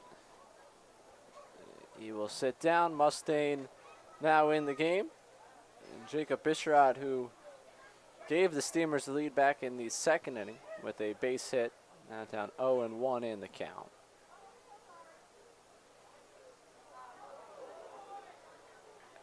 Bishrot hit once again. He is a ball magnet. He has now been hit 5 times in the last week. Well, it helps when you're 6'4", 220, but I don't even think that the pitcher knows that. That's just ridiculous. The two people that get hit the most, Case Kermode and Jacob Bishrot, just keep it on, keeping on. And you can see Bishrot like, oh man, give me a break.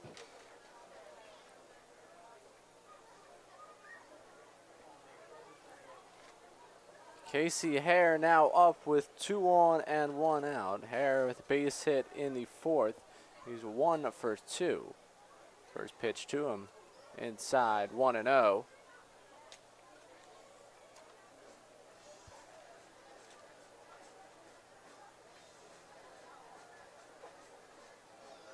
Casey Harris seen the ball well tonight. 2 fairly nice barrels so far. Opposite field, so he's definitely keeping the hands inside, and his timing is on point tonight. The 1-0 to Hare. In there, 1-1. And going back to the game against the Fuquay Arena Twins. So the last 3 games, Steamers bats have been hit 10 times. 3 tonight, 7 in that game.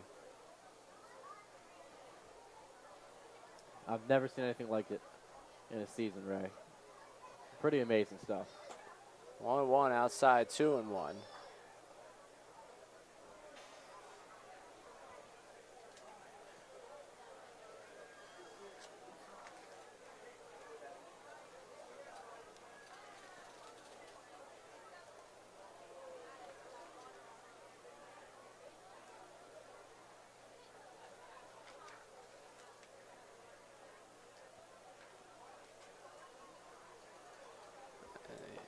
2-1 to Hare, 3-1. If you want to go all the way back to Sunday as your benchmark, the starter of the week, 13 times this week the Steamers have been hit by pitches. And Jacob Bisharat accounting for 5 of those hit by pitches. Man, oh man, tomorrow's off day is going to be well spent, right? I might need an off day. Rest But up. just watching it. I would imagine so. The 3-1 cut on and missed. Hare frustrated with himself, 3-2. Yeah, that was the one. That was right down the pike. And Hare put a really good swing on it. I like to see him really use more of his body when he swings. So he's on the right track. Get another shot.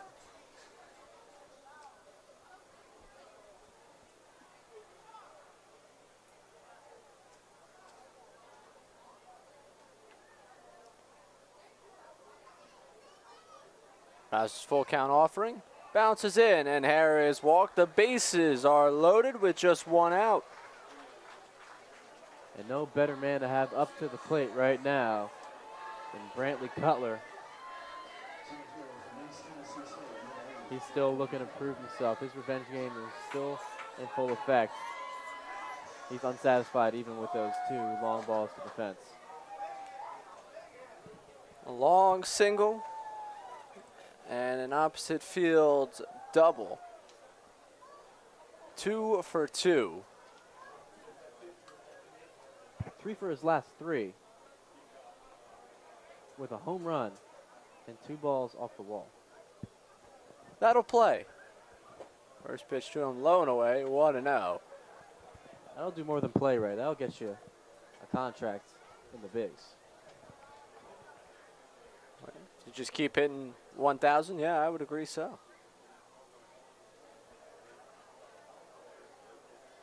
Time called here.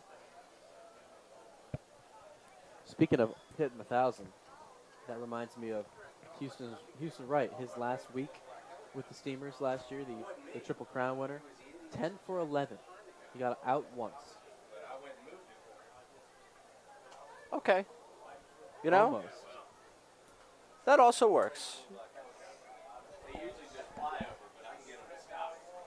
There's a reason why people speak so glowingly of Houston down here.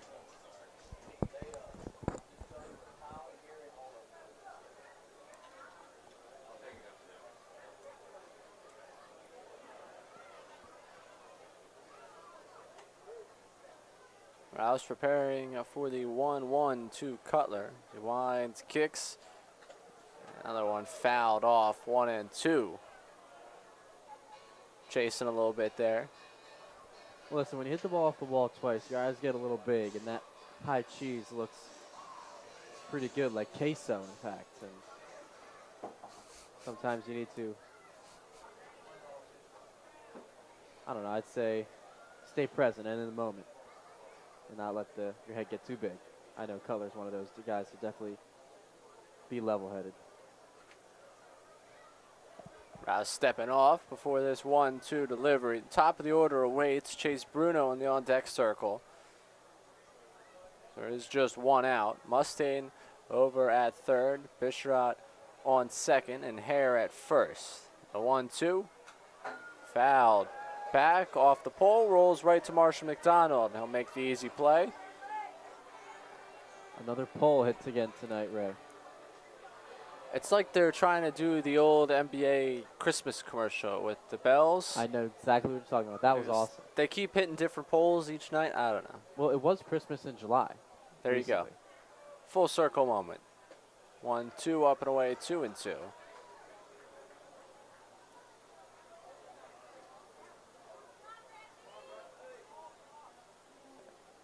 And with the bases loaded and just 1 out, this is the part of the game where you can push this one to almost insurmountable lead.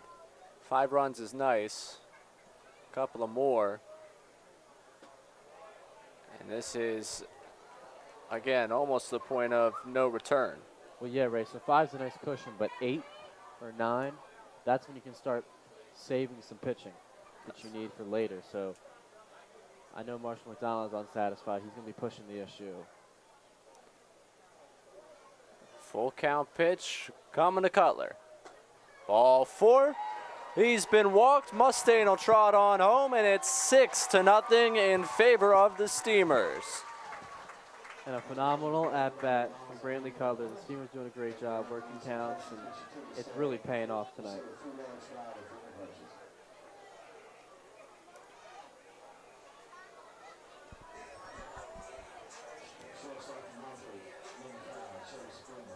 Chase Bruno coming to bat. Bruno so far, 1 for 3.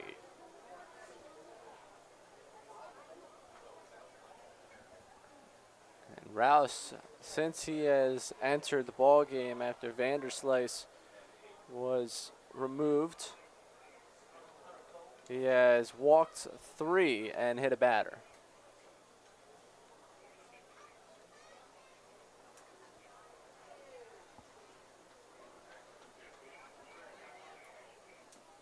And I'm not sure I'm seeing that right. I think catcher there put his hand in the white of the line to kind of show off the pitch better with his fingernails for Rouse there because he can't see it. That's, I think, what I saw. I'm not quite sure, but I know that's a problem at night sometimes. Interesting thing to look out for. Could be an explanation of some of the pitchers that have missed the mark, as the 0-1 taken down the left field line. That's bouncing on its way to the wall. Bisharod scores. Hare coming around to score. Stop sign put on at third. It's a 2-run double for Chase Bruno, and the Steamers have an 8-0 lead. Barrels galore, Chase Bruno. Almost every at-bat, the crowd gets off their feet, and this time he's rewarded a nice rip down the line. And now that 8-run cushion feels real nice for the Steamers pitching staff. The Steamers have done it yet again. They have batted around in an inning. Hunter Cole led off this inning with a walk, and he'll get a second chance to go after this meeting on the mound.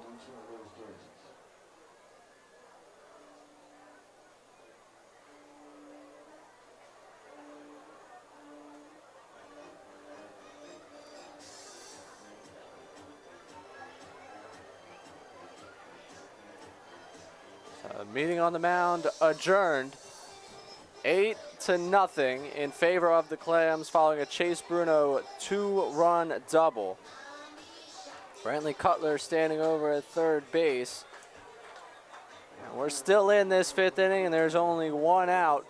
We've seen 9 Steamers bat, and Mr. Edenton himself coming to the dish now with 2 ducks on the pond.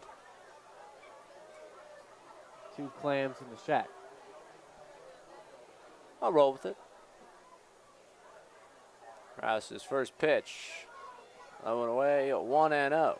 Yeah, Rouse having trouble finding the zone. So for Hunter Cole, you're sitting fastball in your spot because you know it's unlikely that Rouse will put it anywhere else. So this really gives a huge advantage to the hitters here. They're taking advantage of it so far. Out of Cole, swing and a miss. 1 up and away, 1-1. And that's one thing you can't do when a pitcher's having trouble with control. You can't give him anything. Cole knows he wants that one back.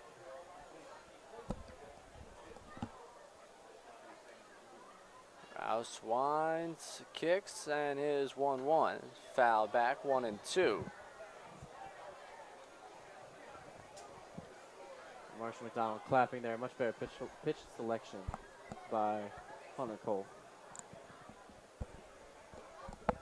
Just gotta get the barrel head out a little bit quicker. He's down the count 1-2 as Rouse fires in, and Cole pops this one up in the air on the infield. Aguila saying that Smith's ball. The third baseman makes the catch on the line, and there are 2 outs. Well, the score is somewhat a blowout so far, but it's a tough at-bat for Hunter Cole. He had an opportunity to sacrifice himself for a run. Case Kermode hit by a pitch earlier in this inning. Came around to score on Jackson Hipp's 3-run home run.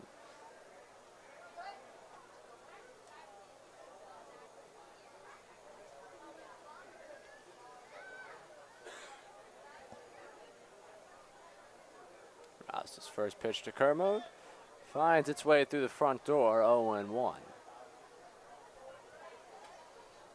I'm feeling a big at-bat out of Kermode right now. Frustrated about getting hit by a pitch. Had a tough at-bat earlier tonight. He's due, in my eyes.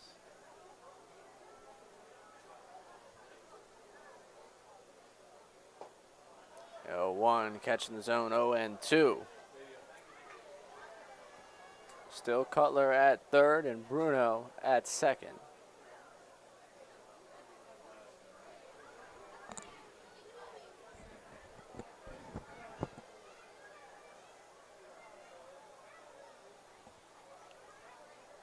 The 0-2. And that one's going to catch Kermode. He's hit for the second time in this inning, and that will load the bases. Yeah, he's frustrated for a reason. He wants to hit. This is just ridiculous. His body's taken enough of a beating. For the 14th time in this calendar week, a steamer has been hit by a pitch, and we'll have time called from the umpire down there as Kermode gonna just try and stretch out there. Yeah, Rouse is having trouble finding the zone. It's not quite what the Steamers face with the Fuquay Arena Twins, but Rouse is definitely struggling with control, and we're not at the point where anything can happen like the Twins game, but it's getting close a little bit to that. I know Kermode's definitely going to feel some type of way when he comes in the box again. In the back of his mind, he knows he can get hit. Joe Haney taking a strike. Haney flew out for the first out of this inning. He's 0 for 2, and he's been hit by a pitch.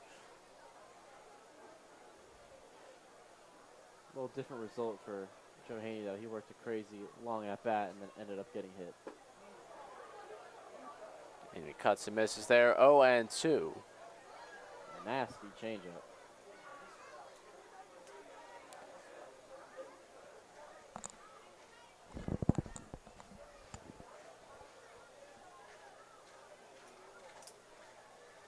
And down to count 0-2 as the Steamers a chance to get greedy with bases loaded, up 8-0. Rouse's pitch bounces in there, 1-2. Well, just as I say, he's losing control. He follows it up with 2 really good pitches to Haney. A wasted pitch there. It'll be a little bit of a different approach to Haney. He knows he has to work it this at bat and to really put this game away. He's got the bases loaded. 8's a lot, but 10, that's where this game's pretty much a wash.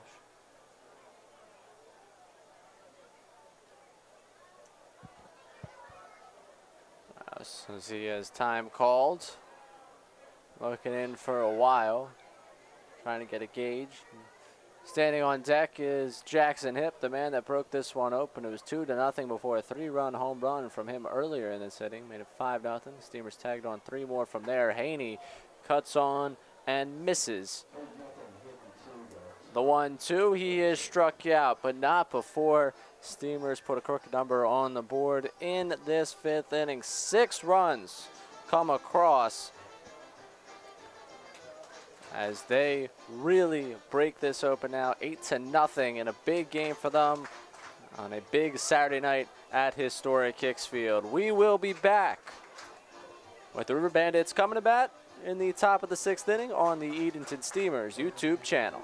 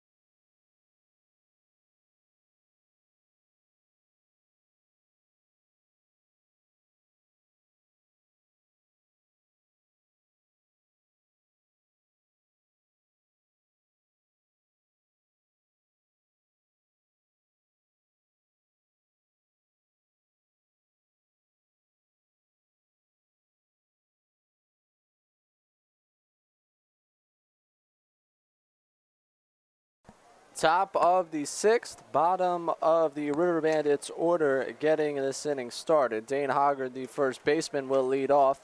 And then the top of the order, Anthony Sherwin and Pete Cosentino due up for Tarboro.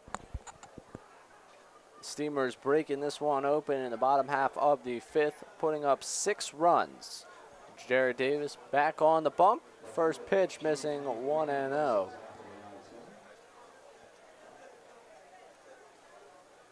And Case Promote doing the same thing, getting some of that white on his hands.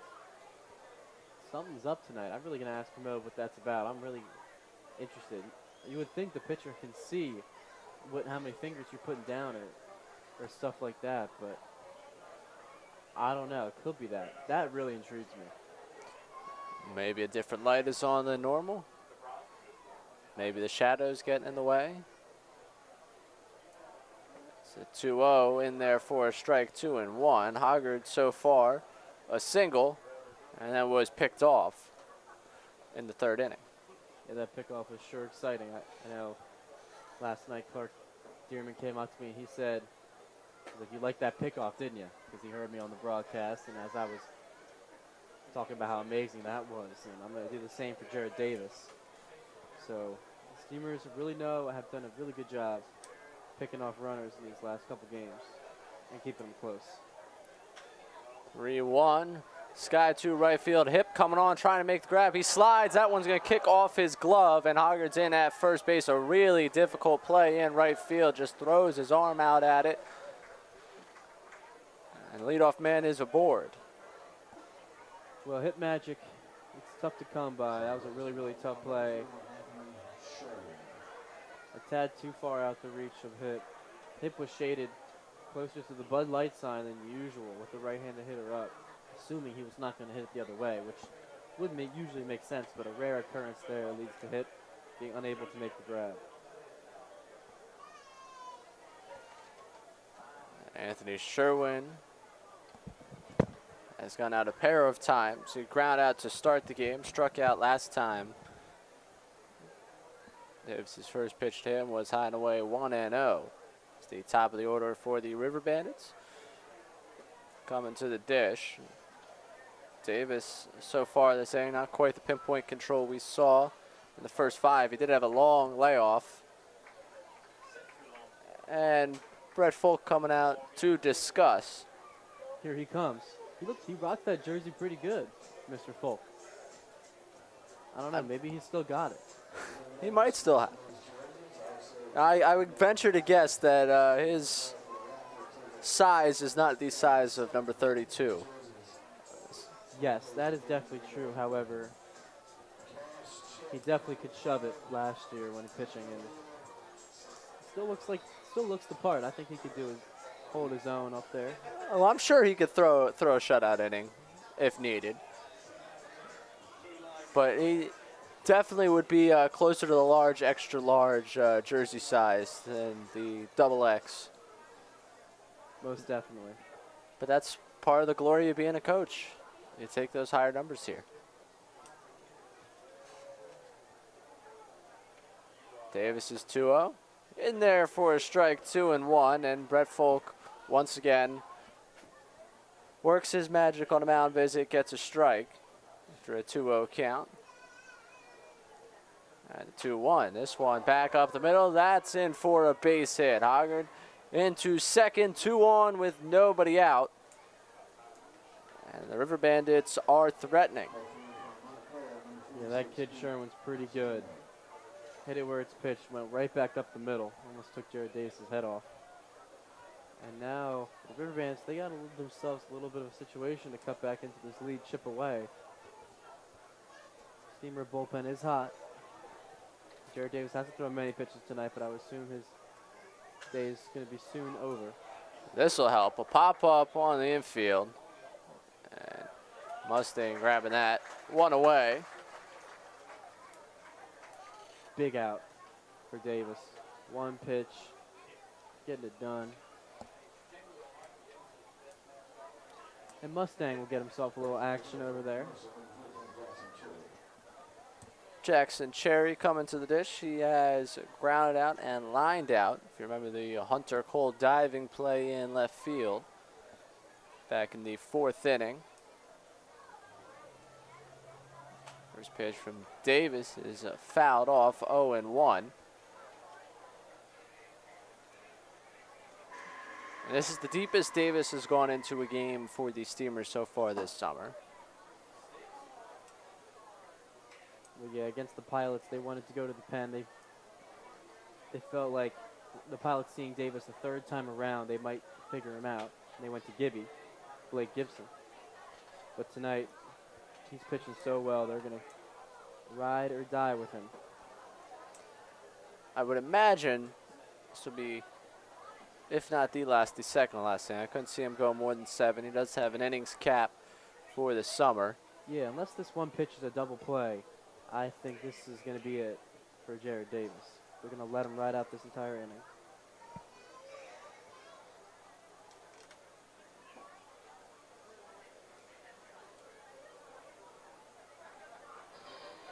As we'll take a little bit of a break here. Cherry getting himself all set up. Davis getting situated.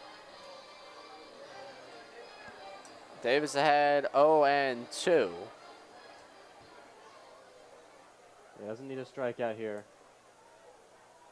Just a nice changeup for Cherry to put in play on the ground. Goes upstairs, 1-2.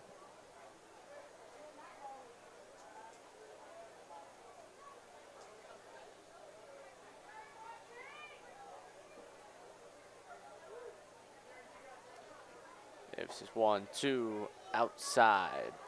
2-2, and I think it's more in line with what you were thinking of. Just missed that with that change up there.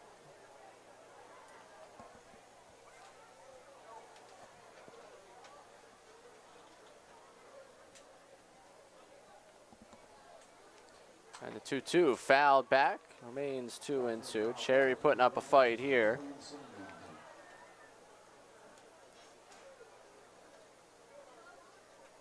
For Jared Davis' sake, he hopes it's not a fight. Likewise of Joe Haney and Josh Bernetti.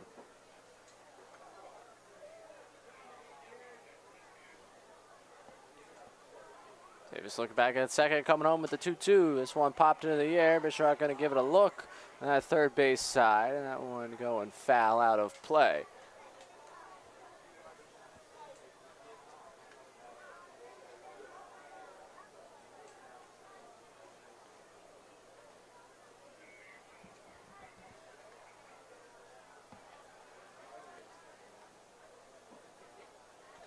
Steamers newly minted 8-0 lead and just trying to get themselves out of this one. This one foul tipped in case Kermo not able to squeeze.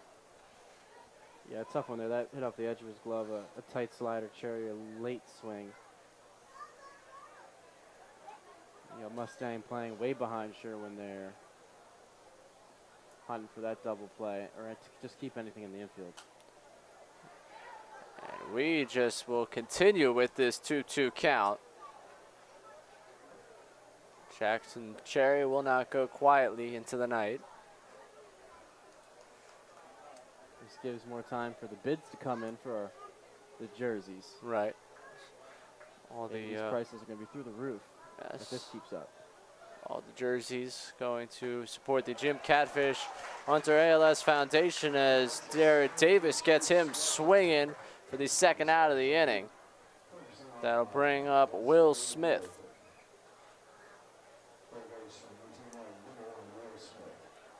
Smith has lined out and popped out.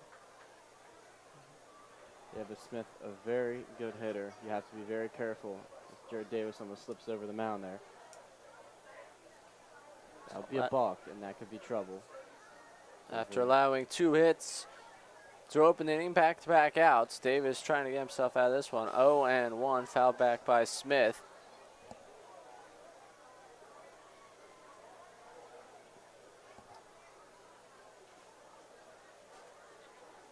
Smith hitting .321, so he's definitely a dangerous bat.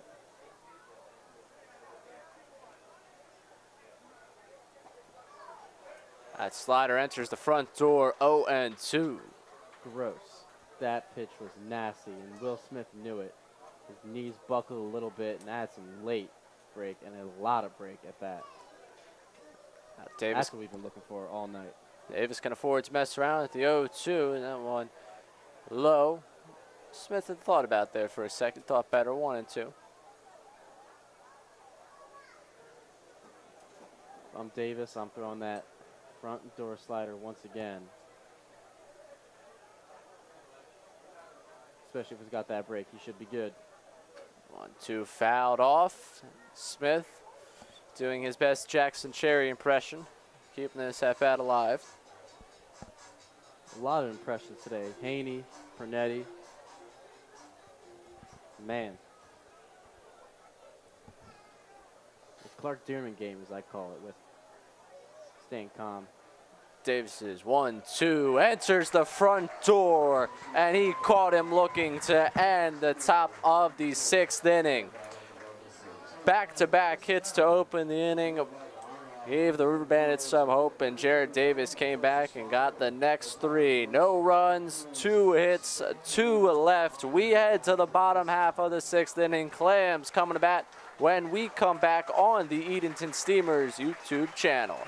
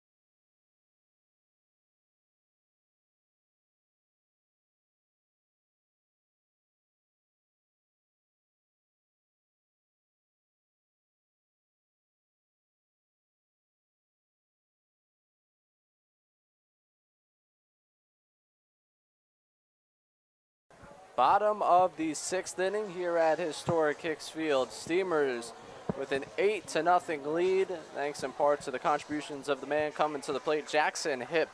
A 3-run home run in the 5th. He leads it off, Jacob Mustaine and then Jacob Bisharat. First pitch to Hipp, sends this one to center field. Zolberry coming in, making the grab, and there is 1 out. Their first pitch swinging, Hipp, confident, another good barrel there. And a strong play out there in center. Always a tough read out there with the darkness and not sure if that ball was hit well or not. And so, got to tip my cap there. Jacob Mustaine entered the game for Josh Pernetti after Pernetti walked in the 5th. Pernetti was thrown out at the plate, came up a little wobbly and was getting himself stretched out. As the Steamers' lead grew, just take him out as precaution, bring in Mustaine. Came in to run. I know it's always a fun back and forth between you and Mustaine about his ability to run. I mean, when you hit a triple, you get the advantage of being a pinch runner, I guess. Mustaine takes 3 balls quickly. He does have one of the best walk rates on the team. 164 average, 352 on base percentage, 2 home runs, 8 RBIs. Walks about 1 in every 5 times it comes to the dish. He's swinging on 3-0, popping this one foul.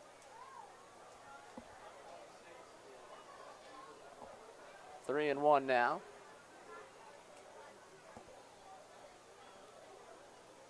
And an interesting stat for Jacob Mustang. Are you ready for this? Always. Quality at bat percentage. Mustang leads the team.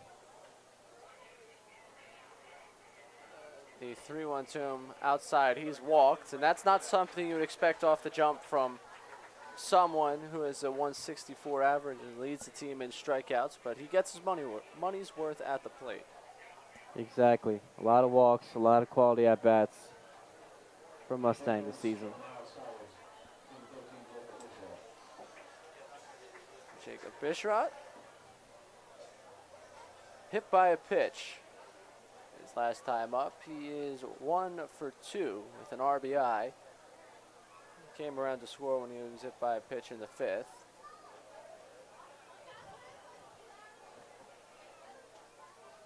Cuts and misses there. 0-1. And a tough slider to be swinging at on 0-0. But I like Bishrott being aggressive in this situation with the lead pretty much out of hands at this point.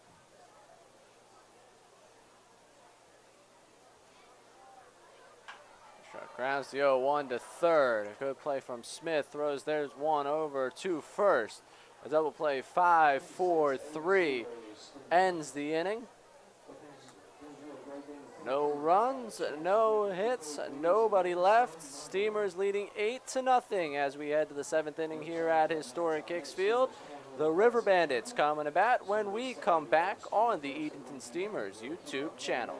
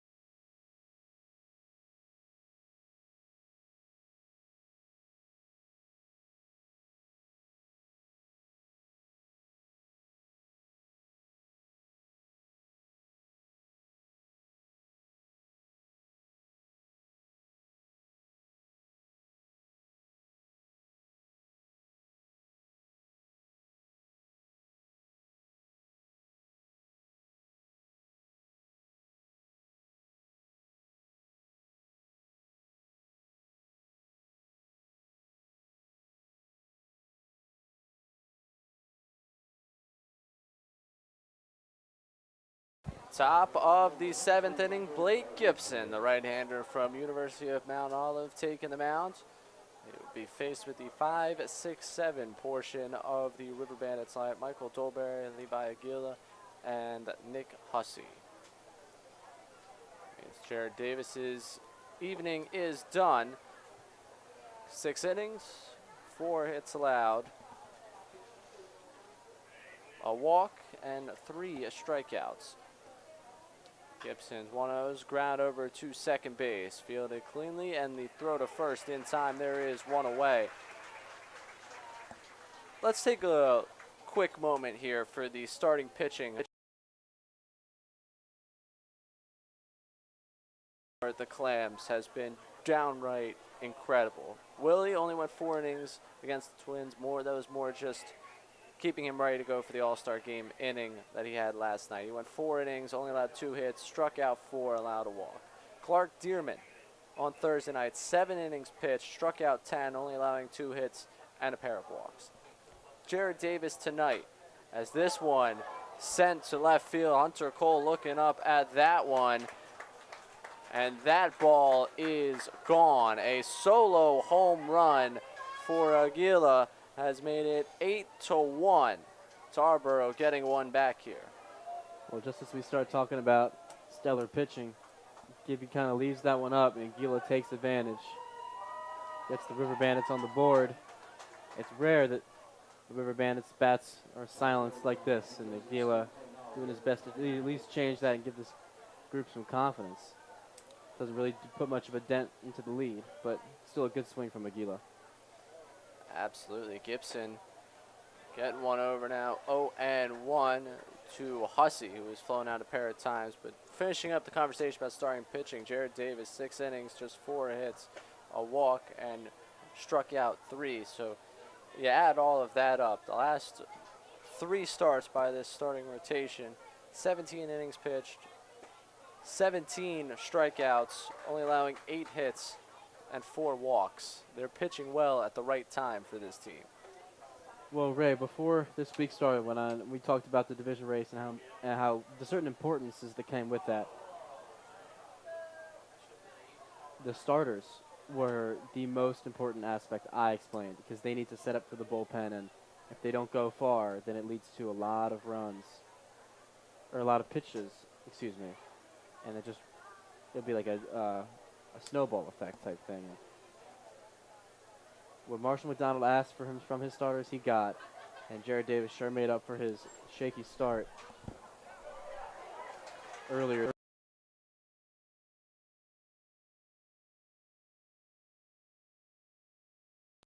The rain certainly worked out in Jared Davis's favor there. YouTube.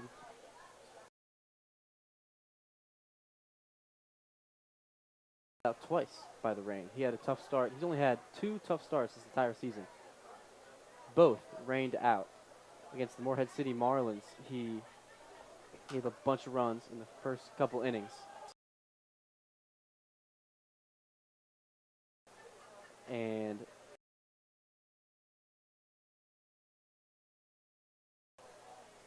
saves his ERA once again. But it's not like his stats have been bailed out, because he has sure done an incredible job in every other start this season. He really has done a great job in his starts, Adam. And we do want to apologize to those of you at home. We had a quick blackout there in the camera setup, which also controls some of the audio, so you heard a bit of choppy audio there. I believe we had that happen as we got into this 7th inning. So what you might not have seen was a solo home run from Levi Aguila, which probably heard, very confused when you didn't see anything happening in front of you. As that will put Hassert on. So there's 2 outs in this 7th inning. Blake Gibson on the mounds. The River Bandits have gotten 1 back. And it'll bring up Dane Hoggart. Well, Blake Gibson followed it up with a really strong strikeout. A walk to Hassert, however. one of the things the Steamers pitchers have been known for this season is whenever they give up a home run, the next batter, beware, because they've done a very good job. Hager 2 for 2 so far, takes a strike. 0-1. And Ray, I don't know if it's just me, but Blake Gibson, his velo is taking a couple upticks tonight. He's really got a whippy arm tonight. He's moving his body looks a little faster, and he's getting some velo to show for it. And some spin rate there to show for that one. That slider. Jared Davis was taken out of the game. They said, oh, man, maybe that slider will go away. No way. Blake Gibson, very similar arm slot and very similar spin rate. He's ahead quickly 0-2, giving a look over at first base. After a couple more peaks, we'll get the 0-2 pitch, and Hager going through the zone, ball bouncing back perfectly Kerr mode, and he will end the inning. So the River Bandits do get one back with a solo home run from Levi Aguila. It's 8-1 in favor of the Clams. 1 run, 1 hit, 1 left. We head to the bottom of the 7th inning. Clams coming to bat when we come back on the Edenton Steamers YouTube channel.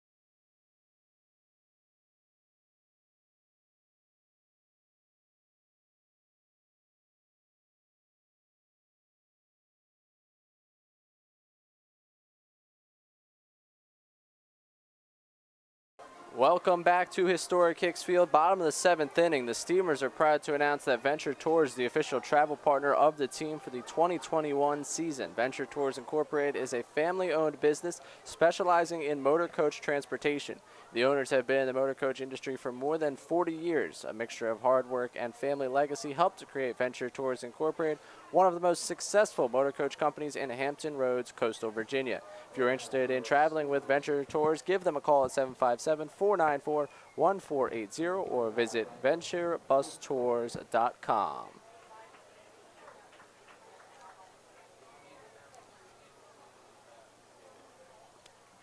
Daniel Rutherford pinch hitting for Casey Hare. Designated hitter spot. Rouse still on the mound for the River Bandits. Steamers still in the driver's seat here, 8-1. 2-0 to Rutherford. It's nice to see Rutherford getting some ABs here. Got a funny story about Rutherford. So we all know he was an outstanding pitcher for the Clams. And now he's hitting, so he does it all in that way. But he told me before tonight's game, he's like, hey, can you throw with me for a little bit? We 10 feet. I'm like, oh, sure. And I didn't really think much about it. I was excited to, do something. And we were just throwing it for a little bit. And then all of a sudden I realized, wait a second. He's throwing with his right hand.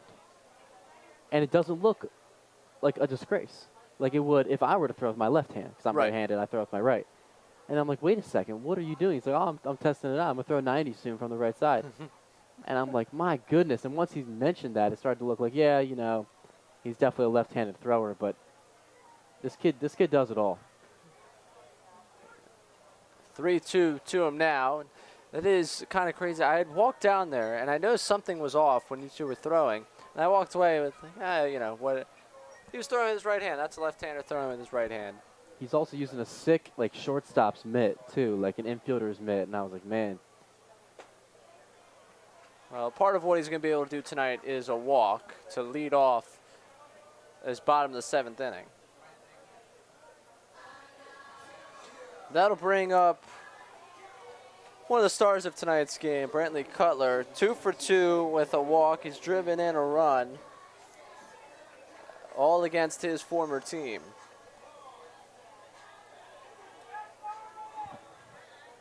Yeah, he's done a great job tonight.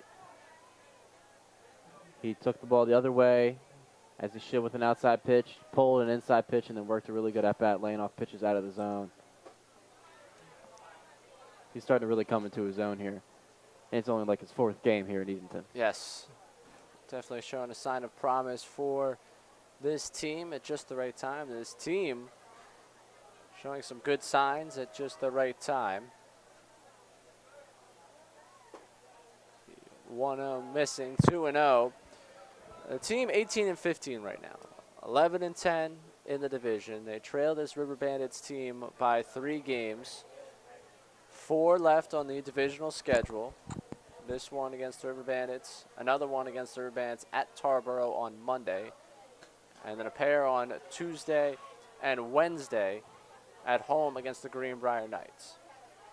There's a lot of combinations. There's a lot of baseball to be played. Even if the Steamers won out, they would still need some help to win this division.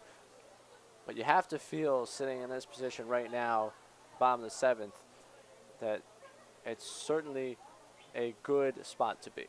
Yeah, definitely. That's why you got you and me to give you all the breakdowns and all the different situations that could come up. As Bruno makes a nice playoff off the wall there. But 100%, the goal was handle what's in front of you right now. Stay present and in the moment. They did a great job. Not worried about the fact that they should win 4 straight or have to win 3 of 4. Honestly, the mentality, you have to win 1 of 1, and that was the goal.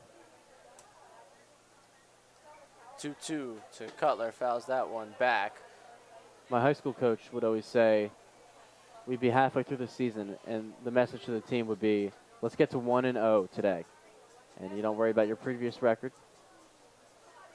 We were 8-2 at one point, and we still were looking to get to 1-0 every day.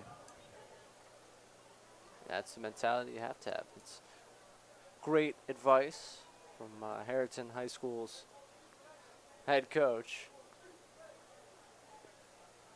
2-2, bouncing in 3-2. He actually knows, my Harrington High School coach, Scott Krasinski, knows someone pretty familiar with Edenton, Joey Wendell. They know each other from college, Westchester University. Not a bad connect to have. Yeah, so I remember Joey Wendell actually visited our high school team one time, a morning workout when I was, a sophomore in high school, so a while back. But Joey Wendell's still an MLB guy, not the all-star he is today, but definitely still a big name. Cutler just fighting that one off to keep himself alive with a 3-2. Joey Wendell, Chris Bassett, the 2 all-stars, former Steamers this year. Both were teammates in Oakland. And according to Bassett, they both regularly talk about Edenton together. So always nice to know that they're repping and discussing, as both represented the American League this year. And another future big leaguer, hopefully, for Jake Rice. That story that I wrote about Jake is now up on the Edenton Steamers website. Cutler a cut and miss at that one. 1 out. Well, Cutler looks like he might have to settle for a 2-for-3 night, courtesy of a really good changeup by Rouse. Yeah, Cutler's just going to walk back to the dugout. That's a tip your cap type of pitch. I once saw Miguel Cabrera strike out on a nasty changeup, and he gave a thumbs up to the pitcher. He's like, man, you know what? Good pitch. I think that's what Cutler definitely felt there. Top of the order, Chase Bruno. Drove in 2 on a double last time he came to the plate.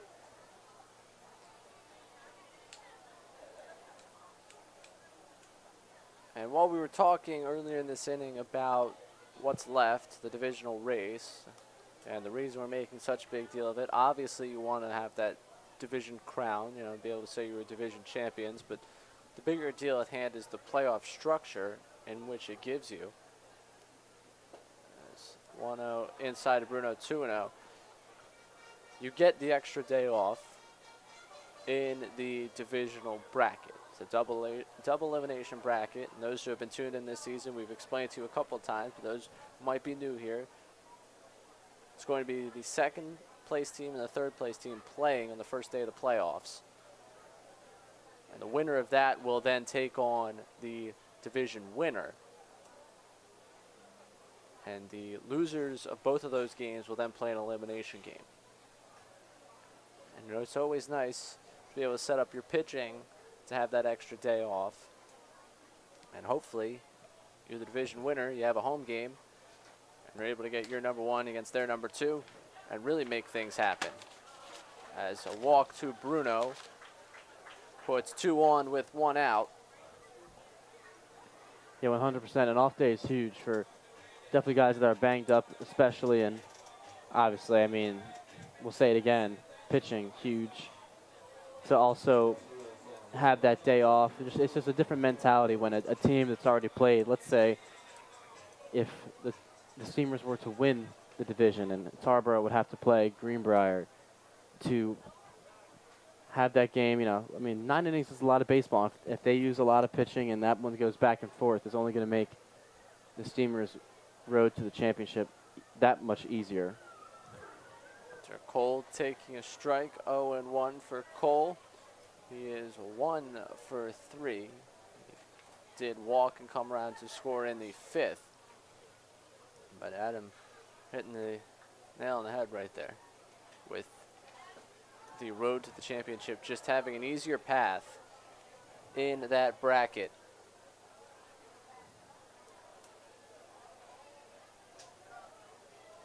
The championship game now, a 1-game affair, not a series this year for the Premier Collegiate League.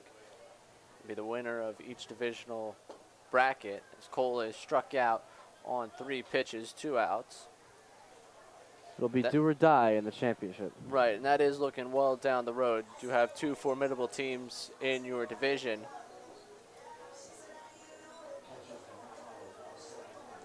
But running through what has to happen here as Case Kermode comes to bat.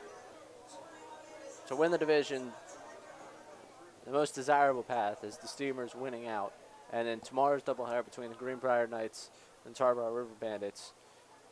Greenbrier takes one of the 2, gives the Steamers the help they need, and they're able to win on the tiebreakers with the River Bandits.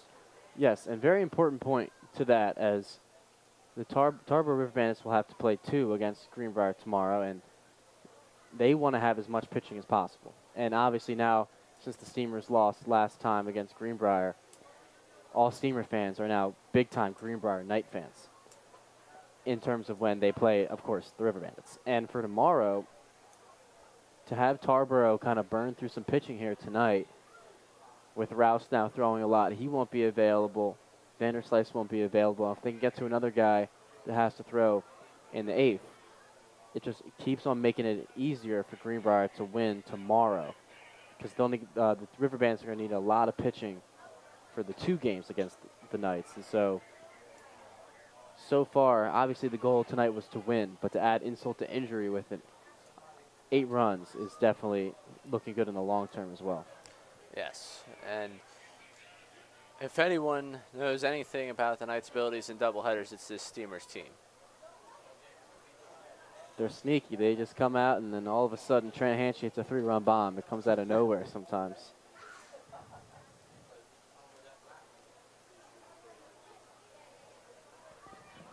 Four and 1 against the Knights in standalone games. 3 and 5 against them in doubleheader affairs. As Kermode lines this one into left field, a base hit. Green light from Marshall McDonald for Rutherford to come around and score, and the Steamers lead 9-1 now in the bottom half of the 7th inning. A phenomenal swing by Case Kermode. Case Kermode's known for hitting the outside pitch, but that one was low and in, very low and in, probably not a strike, and he just drops the barrel head down and rips it. And you can see Rutherford there cleaning off those rusty wheels and scoring. And for Kermode, that's a nice vindication on what's been a frustrating night. He struck out twice looking, was hit by a pitch twice. He just wanted to swing the bat. Yeah, and that frustration all goes away after you barrel a ball up like that. That's always how it works. First pitch to Joe Haney inside 1-0. Haney 0 for 3. Pair of strikeouts, a flyout, and he's been hit by a pitch.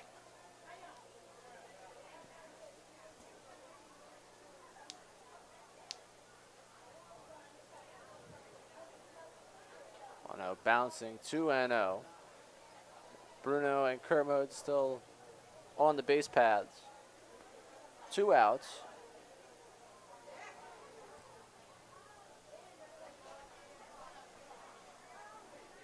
Now looking for Haney to turn in a good at-bat here. It's 2-0. A little bit of a tough night. He's going to look to add some confidence heading into the off day.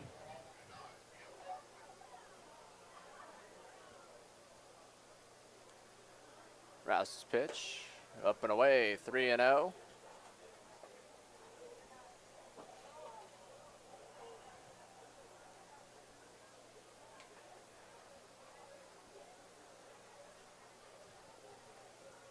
Think take sign be on here. I think the swing away sign, to be honest. One bounces in, we will never know as the Steamers load up the bases with 2 outs, the bottom half of the 7th. Yeah, well, with the lead at this point, this late in the game, I would assume that the swing sign's going to be on, especially for a guy that wants to get a hit, 0 for 3, but you're not going to swing at a ball in the dirt. So there goes that, and now we have a meeting. And now some discussion on the mound will take place, and that will do it for Rouse. A new pitcher coming into this game. When we come back here at historic Hicks Field, the Steamers have loaded them up, extended the lead to 9-1 in this 7th inning. You are tuned in to Edenton Steamers Baseball on the official Edenton Steamers YouTube channel.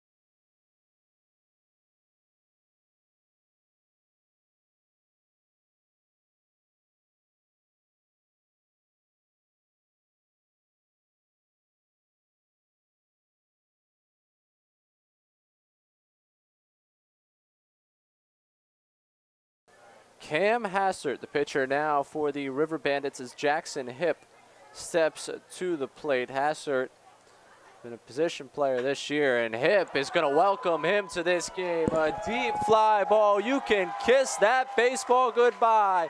A grand slam home run for Jackson Hipp has made it 13-1 in favor of the Steamers.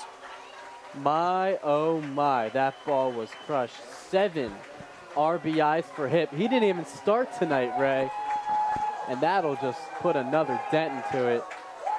Man, have a night, Jackson Hipp. He didn't even expect this out of today.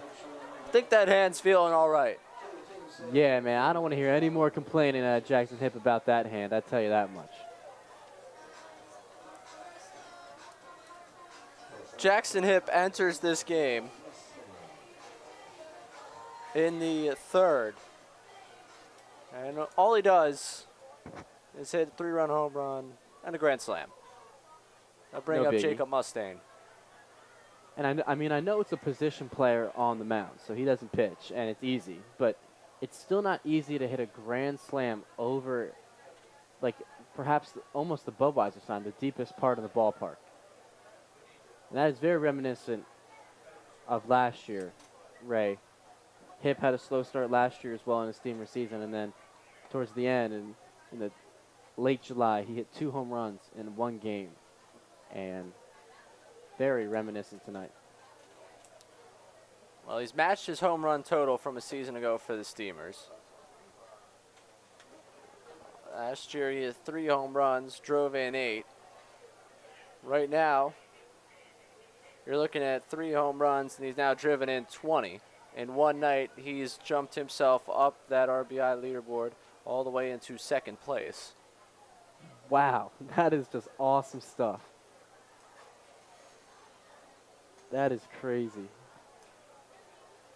In a small season-ish like this, there are some just nights that just transform your entire season. It's amazing how there are some nights that define your entire season of 30 games. One game can really just be a difference maker, and that's just, I feel really good for Hipp tonight. His numbers are going to look a lot better than I think what he deserved at first, with his line drive percentage being so high and things of that nature.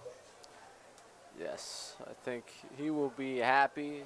The barrels finally going to start to show themselves. As Jacob Bishrat coming to bat, 9th hitter we have seen in this inning for the Steamers, 1-0.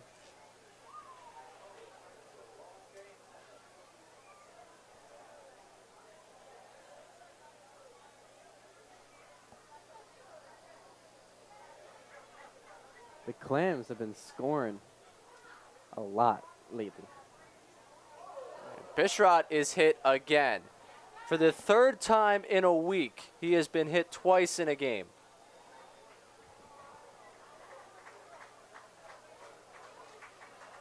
Yeah, that's just frustrating. No other way to put it, especially when you got a position player on the mound. Tarboro only brought 14 people to tonight's game. It's just, you gotta be better than that. Daniel Rutherford batting for the 2nd time in this inning. He walked his first go-around, came around to score. Takes one inside, 1-0. Bishrat's on base percentage, I guess, is going to really enjoy that. Yeah, listen, his stats are going to feel nicer than what the Bruise is going to feel like right now when the season's over. So, you know what they say, pain now, live your life as a champion later. That's what they say? I don't know, Ray. You know what? Give me a break. I know, I'm just curious. I'm just trying to spin a positive light to Bishrat getting hit all the time. That's okay. The 1-1 is driven foul. Down towards the cornhole setup of the beer garden, 1-2. And a good swing from Rutherford. He's seen the ball a little better. Just missed that one. A little out in front. Mustaine and Bishrat on base. Rutherford down 1-2 in the count.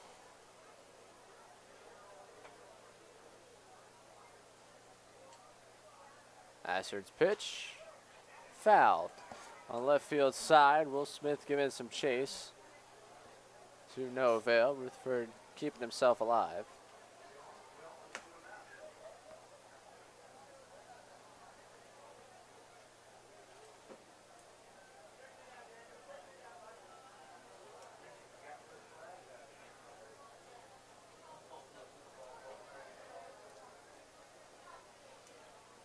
Once again, 1-2.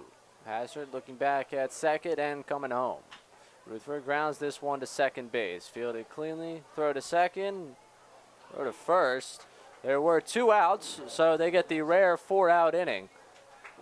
And that will do it for the 7th, but not before the Steamers put 4 on the board. Yeah, unfortunately for the River Bandits, 4 outs don't roll over into the next inning. However, I'm down for some extra flair. That is true.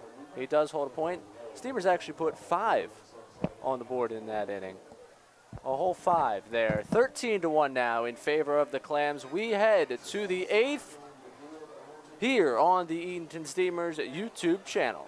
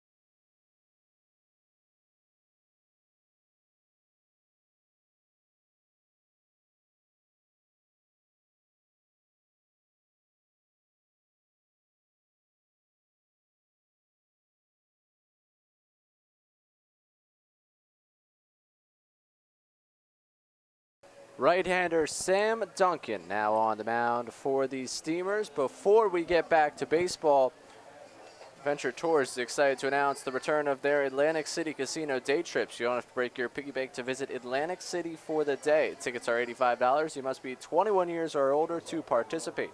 The trip includes $35 in free slot play at Resorts Casino. If you're interested in traveling with Venture Tours, you can give them a call at 757-494-1480 or visit venturebustours.com. Venture Tours is the official travel partner of the Steamers for the 2021 season. Duncan's first pitch to Anthony Sherwin is up and in, 1-0.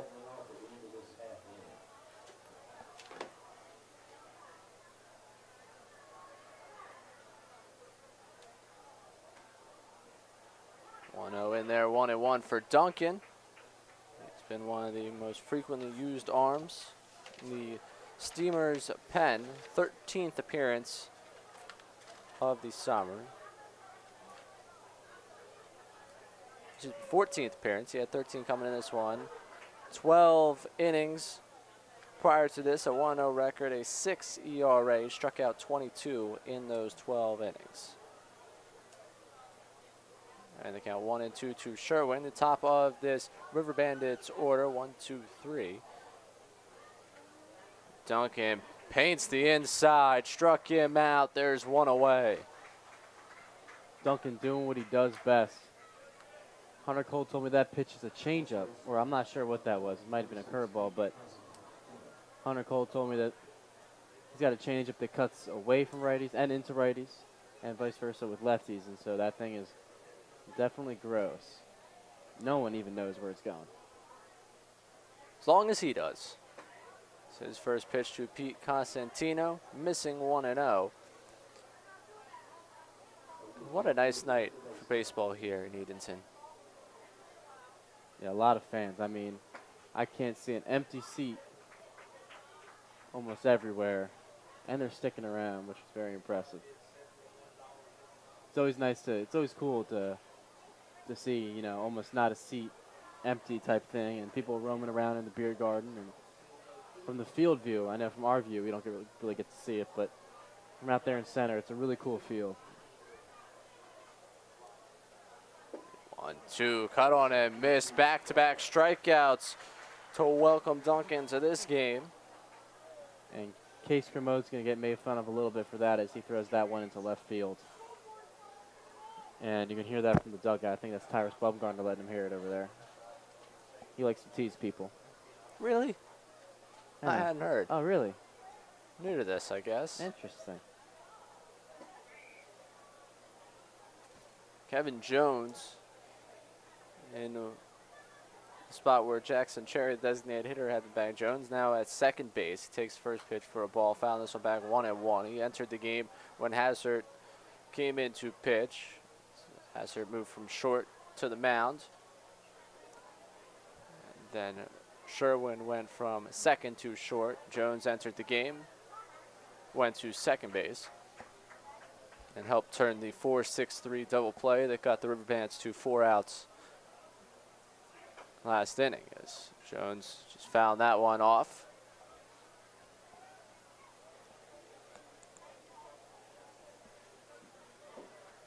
Yeah, interesting. 4 outs. It's a bold strategy, Cotton. We'll see if that pays off. 1-2 from Duncan, fouled back.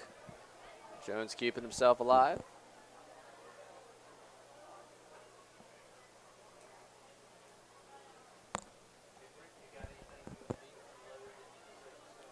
One-two again, swing and a miss. He struck him out, and Duncan has struck out the side in the top of the 8th inning. 1, 2, 3, they go. Clams with a 12-run lead. It's 13-1. We head to the bottom half of the 8th inning here on the Edenton Steamers YouTube channel.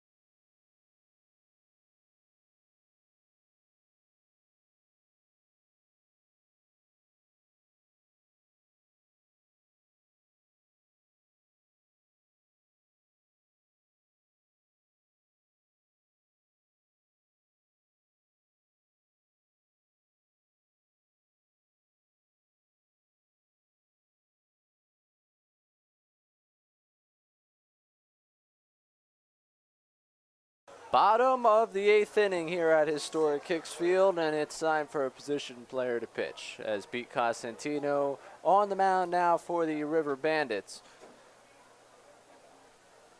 And he will be greeted by a former teammate, Brantley Cutler, leading things off. Cutler 2 for 3, a double, a single, a walk, an RBI, a strikeout.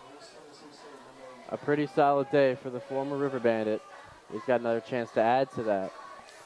But his imprint on this game is fully solidified. We have a small sample size, but he is notorious for homering in games that are well out of reach. Pops the first pitch into the air on the infield. As Jones over at third base, and he makes the catch, and there is one away. Well, in this situation, I'll give everyone some context here if they were familiar with the Yerman Mercedes incident. The White Sox were up double digits in the final inning, and I forget what team it was, but they threw in a position player to pitch. And on a 3-0 count from a position player throwing 60 miles an hour, Yerman Mercedes took him bomb into dead center. And a lot of people really frustrated about that, saying, hey, just, get out on purpose type thing. And in this situation, I don't necessarily believe in that. And I know this game's out of reach, but I like to see the Steamer Bats putting up at least a fight and working on something in this situation. First pitch to Chase Bruno. He rips down left field line, foul. 0-1. And we went into the discussion of pitching earlier in this game about the stretch coming up for the River Bandits. It's 4 games in 3 days, all of which matter for them trying to get over the hump and clinch that division title. Yeah, and that's why they're throwing a position player. So if I'm the Steamers, I'm taking that personally, and I want to, I don't know, I want to make them hurt a little bit that they're throwing a position player in this situation and not a pitcher. And they only bring 14 guys to the game. So if I'm the Steamers, that bothers me a little bit, and I want to do what I can to stick it to them a little bit in this situation and for not bringing an extra pitcher. 1-1 low, 2-1, and 2 against Greenbrier tomorrow. As the River Bandits came in tonight with the chance to clinch the Premier Collegiate League Eastern Division. Bruno going to take that one up the middle for a base hit.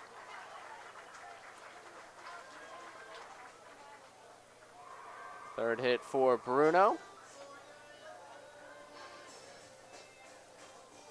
Ryan Kay getting a chance now. Hunter Cole going to sit down.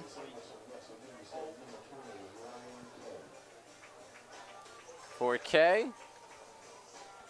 he's hitting .211, a .281 on base percentage, a home run, and 10 RBIs. Grounds the first pitch, foul. Also for the River Bandits, when it comes to that doubleheader tomorrow, they're going to get back pretty late tonight. Coming from an away game and then having to play 2 the next day, it's still definitely going to, they'll be groggy tomorrow, I promise you that, especially in game 2 of that doubleheader. So the beating that they've taken tonight from the Steamers is definitely something that could roll over in the next couple games.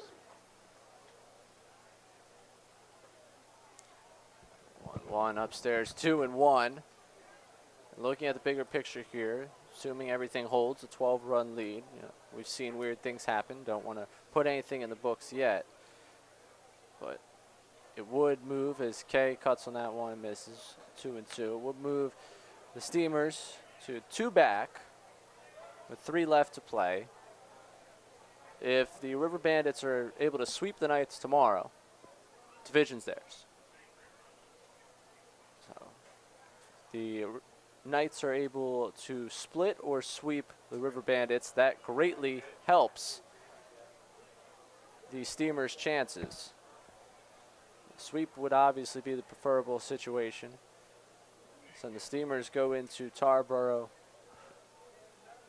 on Monday night with a great chance at the division as Kay gets under that 3-2 pitch. Center fielder coming on, making the grab, and there are 2 away.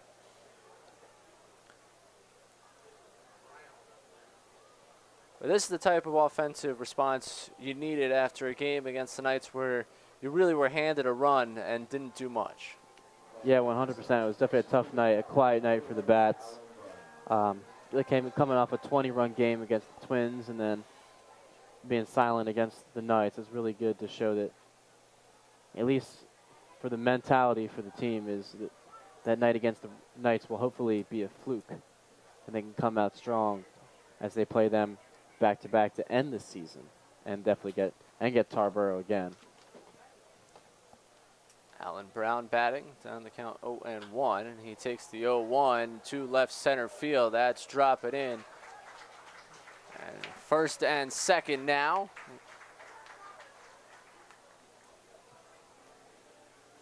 And Ray, you got 2 guys on. Haney up and Hip on deck. So, and with a position player on the mound, I'm telling you right now, I don't know, could Hip get another grand slam? What would that be, 11 RBIs? Yes, that would. That's a season right there. So, yeah, that is a season for some people. Haney going to ground this one over to first. Fielded clean by Hussey. He's coming over and tagging the bag, and that will do it for the 8th inning. 13-1. The Steamers lead, looking to close this one out at home and take a step closer to the River Bandits in the PCL Eastern Division. We'll have the 9th inning when we come back on the Edenton Steamers YouTube channel.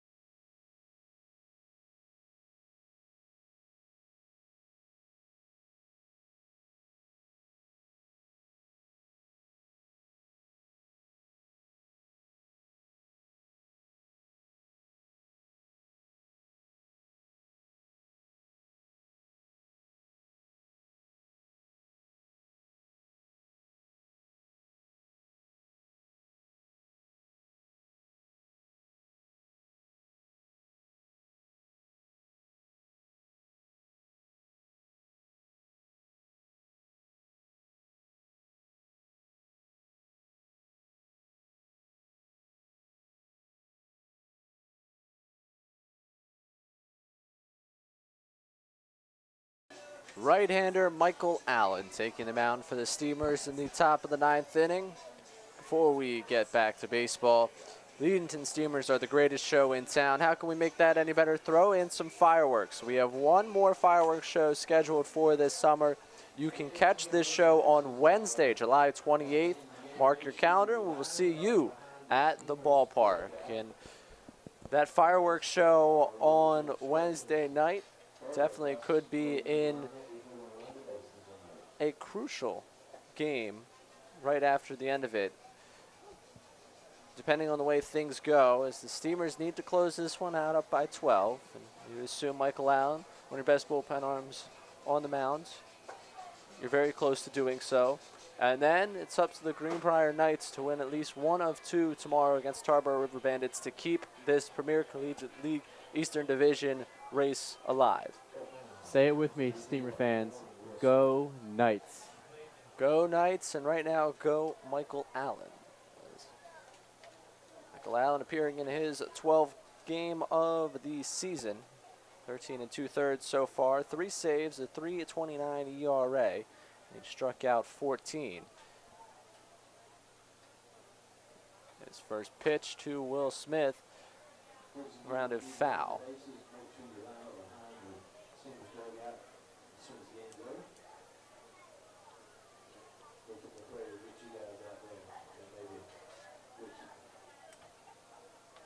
Steamers with an off day tomorrow. Back at it Monday at Tarboro. One outside, 1-1. Smith, Dolberry, and Aguila, the 4, 5, 6 hitters of this lineup, due up for the River Bandits. Allen's 1-1. Smith just tossed the bat at that one, 1-2. And they called out a sword in that one. I'm trying to rep my Knights lingo here because I'm a big time Knights fan. In about 10 minutes. Michael Allen, 3 saves this season, leads the team. Not really considered a save situation here, being up 12 runs. However, a familiar face in the 9th inning. Yes. Interesting. 3 saves, and he's number 3. I know you'll like that one, Rick. Mind blown, really.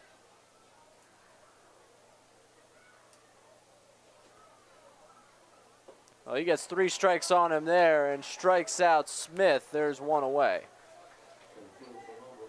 One more number 3 he's looking for, 3 outs, or 4, depending on the way the River Bandits play, but it's a good start there for Allen. The last 5 River Bandits have been struck out by Steamers pitching. That included a 3 strikeout inning from Sam Duncan. Michael Dolberry, 0 for 3 so far. Allen's first pitch, low 1-0. And you can't even begin to really go into this bullpen without talking about how important Sam Duncan's been and just putting out fires in the last month or so as he's gotten his feet under him. Allen, obviously a crucial piece in this. Yeah, but we're going back to Sam Duncan. It's good to see him go with a quick inning because they're definitely going to need him in the future, sooner rather than later. So he's definitely one of those first guys up in the pen. So it's nice to see him keep his pitch count down and not stress himself out too much. 1-1 grounded through the hole, a base hit. And a 1-out base runner, Dolberry, first hit of the night for him.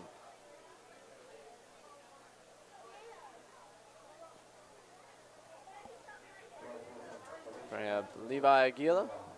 Aguila is responsible for the sole run on the board for the River Bandits, a solo home run in the 7th.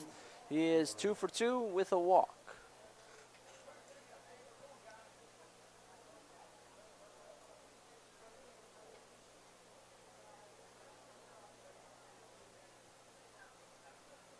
Allen's first pitch in there for a strike, 0-1.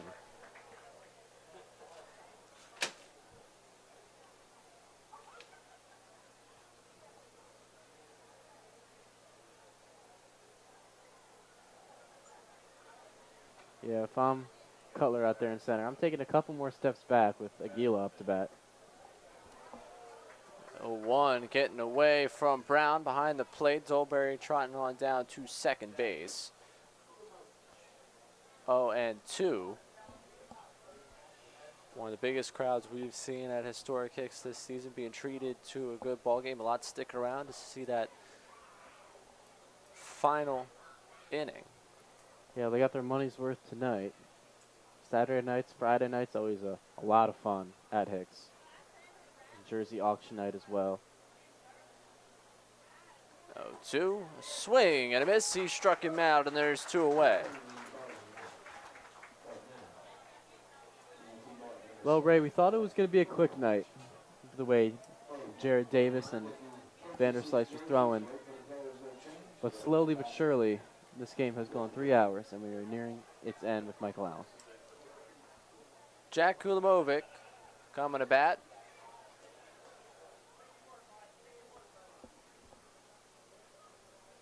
Another player ran into it at the All-Star game last night. Foul tips that one in the glove, 0-1. Can you believe we made it through the entire broadcast without mentioning the fact that I coached first base in the All-Star game yesterday? Did you? I did. It was a fun half inning.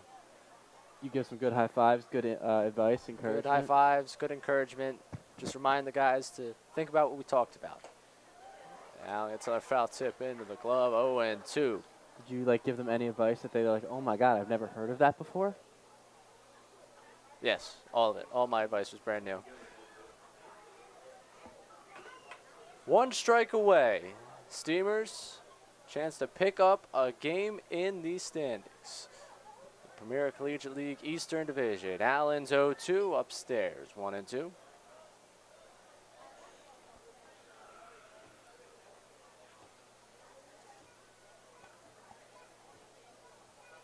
These 2 teams have split the first 8 meetings of the season. Steamers a chance to grab a lead in this season series, and the 1-2 foul tip out of the glove. We'll stick around a little longer.